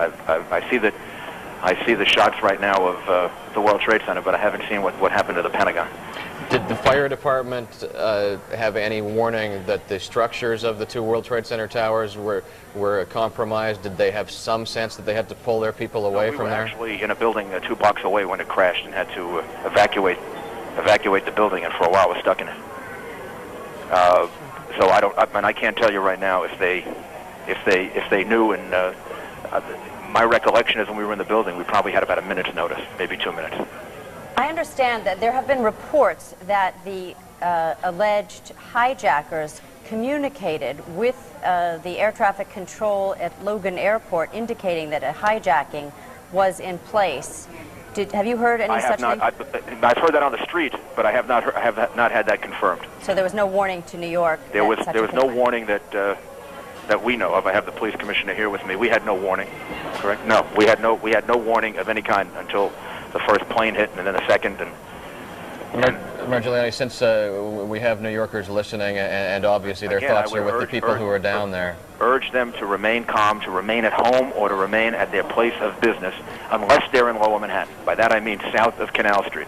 If you're south of Canal Street, get out, walk, and walk slowly, carefully. There are plenty of police around, but just walk directly. If you can't figure out what else to do, just walk directly north. That'll get you out of the dangerous smoke area. It'll also do us a big favor. It'll open up those streets, because we're going to be moving a large number of ambulances and emergency personnel in and out of there all day. I've talked to the governor. He is putting the National Guard on alert so that they can relieve our police officers and our firefighters later this afternoon. And we've asked the federal government for help from the urban search and rescue team. So right now, we're using all of our police and firefighters and emergency personnel to help the people down there. Later on, we're probably going to need reinforcements. Mayor Giuliani, I realize that it must be more than a chaotic situation, particularly since the bunker has been compromised and cordoned off. But can you give us any sense? There are so many people watching now who must have loved ones down in that area and are concerned of the systematic... My heart goes out to them. I've never seen anything like this. I was there from shortly after it happened and saw people jumping out of the World Trade Center. It's a horrible, horrible situation. And all that I can tell them is that every resource that we have is attempting to rescue as many people as possible, and the end result is going to be some horrendous number of lives lost. I don't think we know yet, but right now we have to just focus on saving as many people as possible. Can you give us a sense of if there is in fact some system being implemented, what that system is, and where people are being taken? People are triaging. People are being taken to every area hospital possible, even virtually within minutes. I drove down right past St. Vincent's Hospital, and I could see them actually on the street ready to take people, and that was within minutes of the first airplane hitting the World Trade Center. So the hospitals are ready. We'll be moving them to all different area hospitals, triaging them. The main thing is having those streets open so that we can get people in and out of the southern part of Manhattan as quickly as possible, so that we can move them, to hospitals all over the city. And Mayor Giuliani, we'll let you. In place, they're doing it. We just need the cooperation of people in getting out of there. We'll let you get back to the operations there, and we do appreciate you taking the time for us here. But once again, the only thing to do now is to remain calm and try to assist in the rescue effort. Thank you. Now let's pray. All of us. Thank you. Thank you again, and we hope to speak with you later on in the day. Mayor Rudolph Giuliani with an update, and again his plea for an orderly evacuation of the area of Lower Manhattan surrounding the World Trade Center. He did not indicate any additional security threat there, but rather just wants the opportunity for the police, fire, and ambulance crews to get in and out of the area as efficiently as possible. So on that basis, the mayor has asked the people who are in the area, who are able to walk north and get up into the areas into Midtown, should do so in an orderly fashion. Right. One of the more concerning things that he said or didn't say was that it was very difficult to get him to enumerate what the structural plans were for sort of evacuating people, and he had no sense of the order of magnitude of numbers of people who were injured, numbers of people who had been transported, numbers of people who were in the building at the time. So these things we must wonder about and will be concerned about throughout the day until we get that information.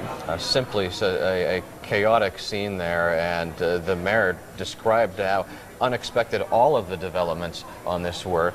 Speaking to the police commissioner who was at his side as he spoke to us live on NY1, Mayor Giuliani said that there was no warning that this attack on the World Trade Center was about to occur. There was no warning that the second attack was about to occur, and then once the fire and police personnel moved in and thought they were dealing with a fire that was confined to the top of the World Trade Center towers, they quickly heard that next explosion, and the structure of the two towers was compromised, and in relatively quick succession the two towers ripped apart, one of them at about 9:35, as I recall, and the second one at about 10 o'clock this morning. 10:30, 10:28.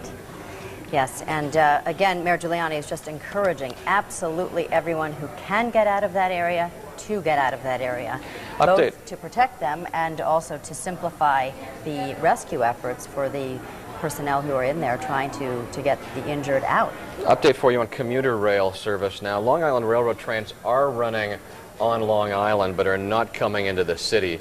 They are stopping them before they get to Brooklyn. And Metro North trains are running as far as 125th Street, so they're coming into the station in Harlem but not going any further than that. Pat, I'm just going to interrupt you for a moment. I understand that we have Arthur Chien on the phone who was stuck in a subway station and had to crawl out. Arthur, is that true? Well, I don't want to say too much. Let's put it this way. What happened, we were told, on the subway system, I'm down at Spring Street along the 456 line, was that AC power went out. This is approximately an hour ago. And you have a number of trains, people trying to head down, either down to the Fulton Street area or through the Fulton Street area. Now, when we first got on the train, give you an idea, at around 9 o'clock is when I got the call to head down there, and I thought that by going underground it might be faster. We were warned that the trains would not be stopping at Fulton Street. That's obviously before the towers collapsed. When the towers collapsed, that probably shorted out the AC. So for the last hour or so, a number of subway trains all along the 456 line, certainly in this area, were frozen. Now, we're told the reason why we couldn't move forward was twofold. First, the loss of AC power made it impossible to move the train, and then when that was restored, when the signals were restored, there was a problem of other trains being stacked in front of us that needed to be evacuated, and apparently one of those trains had mechanical difficulty as well. Not a lot of information coming down here, however, and there's certainly a question of whether or not the structure of the underground system has been compromised as a result of the towers collapsing. Obviously, until they determine, even if it hasn't actually punctured the surface of the street, they've got to wait to see if there's a threat of collapse within the subway system before they're going to start running down there. And I heard the mayor ask people just to avoid that area altogether. If for those people who are in the subway system already, it's too late for the last hour or so. They're already down here. But if you're planning on coming down in this part of town and thought maybe you could bypass it going to Brooklyn or coming from Brooklyn, that might not be very wise. I think that's one of the reasons why that recommendation for people to stay at home or just to stay out of that general vicinity is really good advice. Right now, we don't have much else on that, just that you can't get through down here. Arthur, yes? I'm sorry, at this point we should just let you know as well that all subway service in the city has been suspended for the time being. Oh, well, that wasn't information that we were given down here. I mean, the conductor was running up and down trying to make sure that everybody could hear, but there really wasn't any information other than the fact that electricity was out. We were stuck because there are trains in front and behind us. Now, I hear some trains moving about. They're probably trying to evacuate the people that they already have in the system. There were a lot of people who obviously were a bit agitated. The car that I was in was air conditioned, so people were okay. There was one woman who was getting claustrophobic, and passengers sort of came to her aid and gave her some advice on how to calm down. But obviously, if you're in a subway car that's not air conditioned, you probably see people passing out by now because we were stuck for over an hour. Arthur Chian, thank you, and we will check back with you as you continue to monitor the developments on the subway system. There is, despite the fact that you can hear the trains moving around behind Arthur there, we do not know of any actual subway service other than sort of moving people who were on trains off trains, but the indication to us has been that they are keeping the subway system closed as a precaution and trying to establish if there is any additional threat, and if they can move those subways safely. The weight of the collapse of those two World Trade Center towers would have come down directly above the area that is home to many of the subway lines in Lower Manhattan, and as Arthur mentioned, it is far from the immediate priority to determine the structures there. Pat, I'm just going to interrupt you for a moment. We have Andrew Kurtzman on the line, who is with the fire department, with Mayor Giuliani at a fire department station in Greenwich Village, and was with him at the time of the collapse. Andrew? Sharon, I was standing alone on Chambers Street about an hour ago. It was deserted with about an inch of soot on the street. They were evacuating Chambers Street because they had some kind of fear of some kind of incident that might take place there. I don't think it came to pass. Andrew, sorry, just pause for one moment here. I just want to explain what we're looking at here. This is a videotape that's just been delivered back to NY1 here of one of our crews as they were first responding to the scene. So this is unedited videotape, and we're going to be looking at these images as you speak, Andrew. I'm sorry to interrupt. Continue. No, feel free to interrupt me. I can't see the videotape, Pat, so I'm at a disadvantage here. Mayor Giuliani appeared about 45 minutes ago on Chambers Street near Church Street. We began walking up Church Street when the second building proceeded to collapse, and a huge flume of smoke went up into the air, and the mayor and his party started running up 6th Avenue. A plainclothes detective threw his arm around Mayor Giuliani as we took off, not knowing what the repercussions of that second explosion would be. The emergency operations center near the World Trade Center is not being used for security reasons. There was something of an odyssey that took place looking for a place to set up a makeshift command center.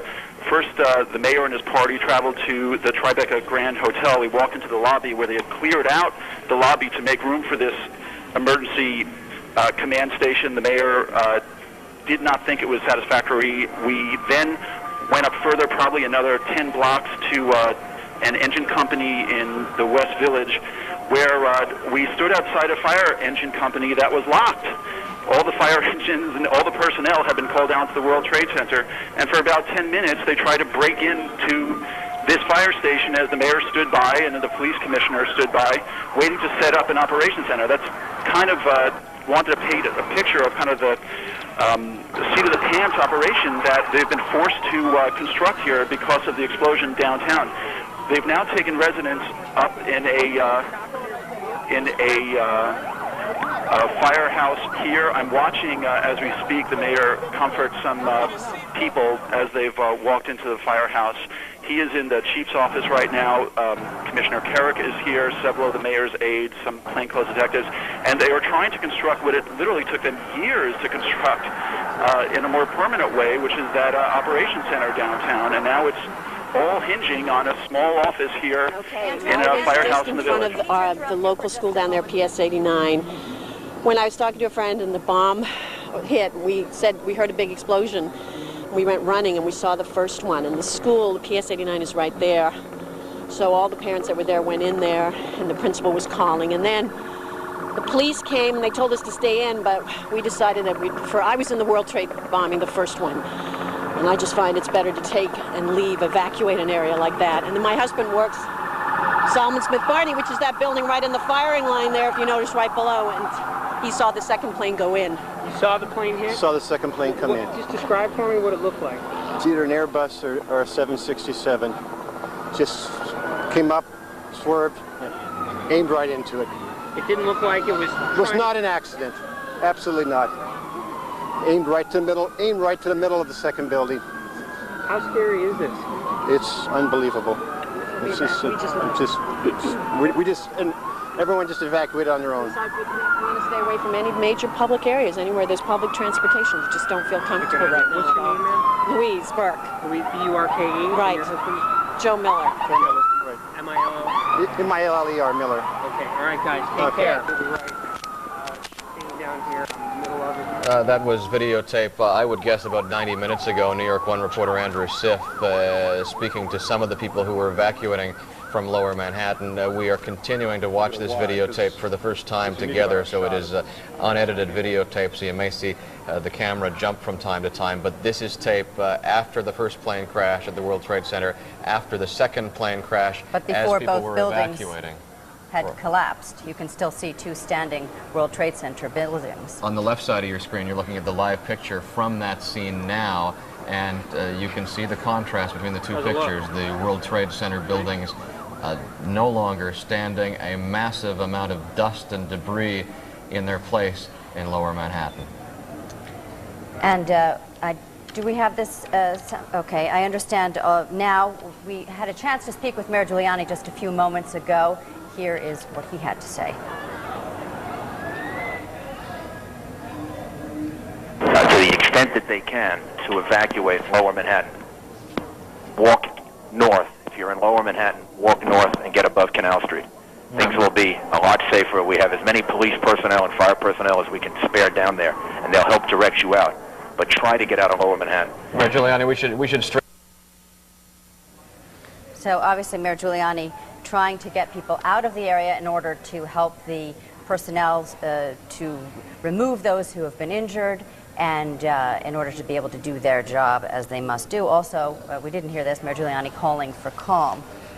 This videotape again shot well over an hour ago. This was just in the minutes after the explosion that ripped down the first of the two towers to collapse. And you can see at that point people running away, just having no idea what the threat was. It was in the moments that we saw when both towers were still standing, a more orderly evacuation, but then there was that explosion through to World Trade Center initially, the South Tower that collapsed, and this is just in those few minutes as people just had no idea what they were dealing with and were running for safety, trying to get out of the footprint of any sort of debris that might have fallen. Also, I have seen on, and actually I don't even know which television station it was, report that part of the Pentagon has now collapsed as well. And we should put this into the context of the national situation, because although New York City was hit first with these two terrorist attacks, planes crashing into the towers of the World Trade Center in rapid succession, there was, following that, the plane that was crashed into the Pentagon. There was a car bomb outside the State Department, and there is a report that there is a large jetliner crashed at an airport near Pittsburgh. That one appears, from what we're seeing, to have not been targeting a building, but still we need to get information on what's been happening at that area. We are now looking at a live Pittsburgh. picture of the Pentagon. You can't tell exactly what area has collapsed. Obviously, it is on the other side of the Pentagon from our perspective. Again, an eerily, sickeningly familiar sight of billowing smoke. Now we're back here at the World Trade Center area.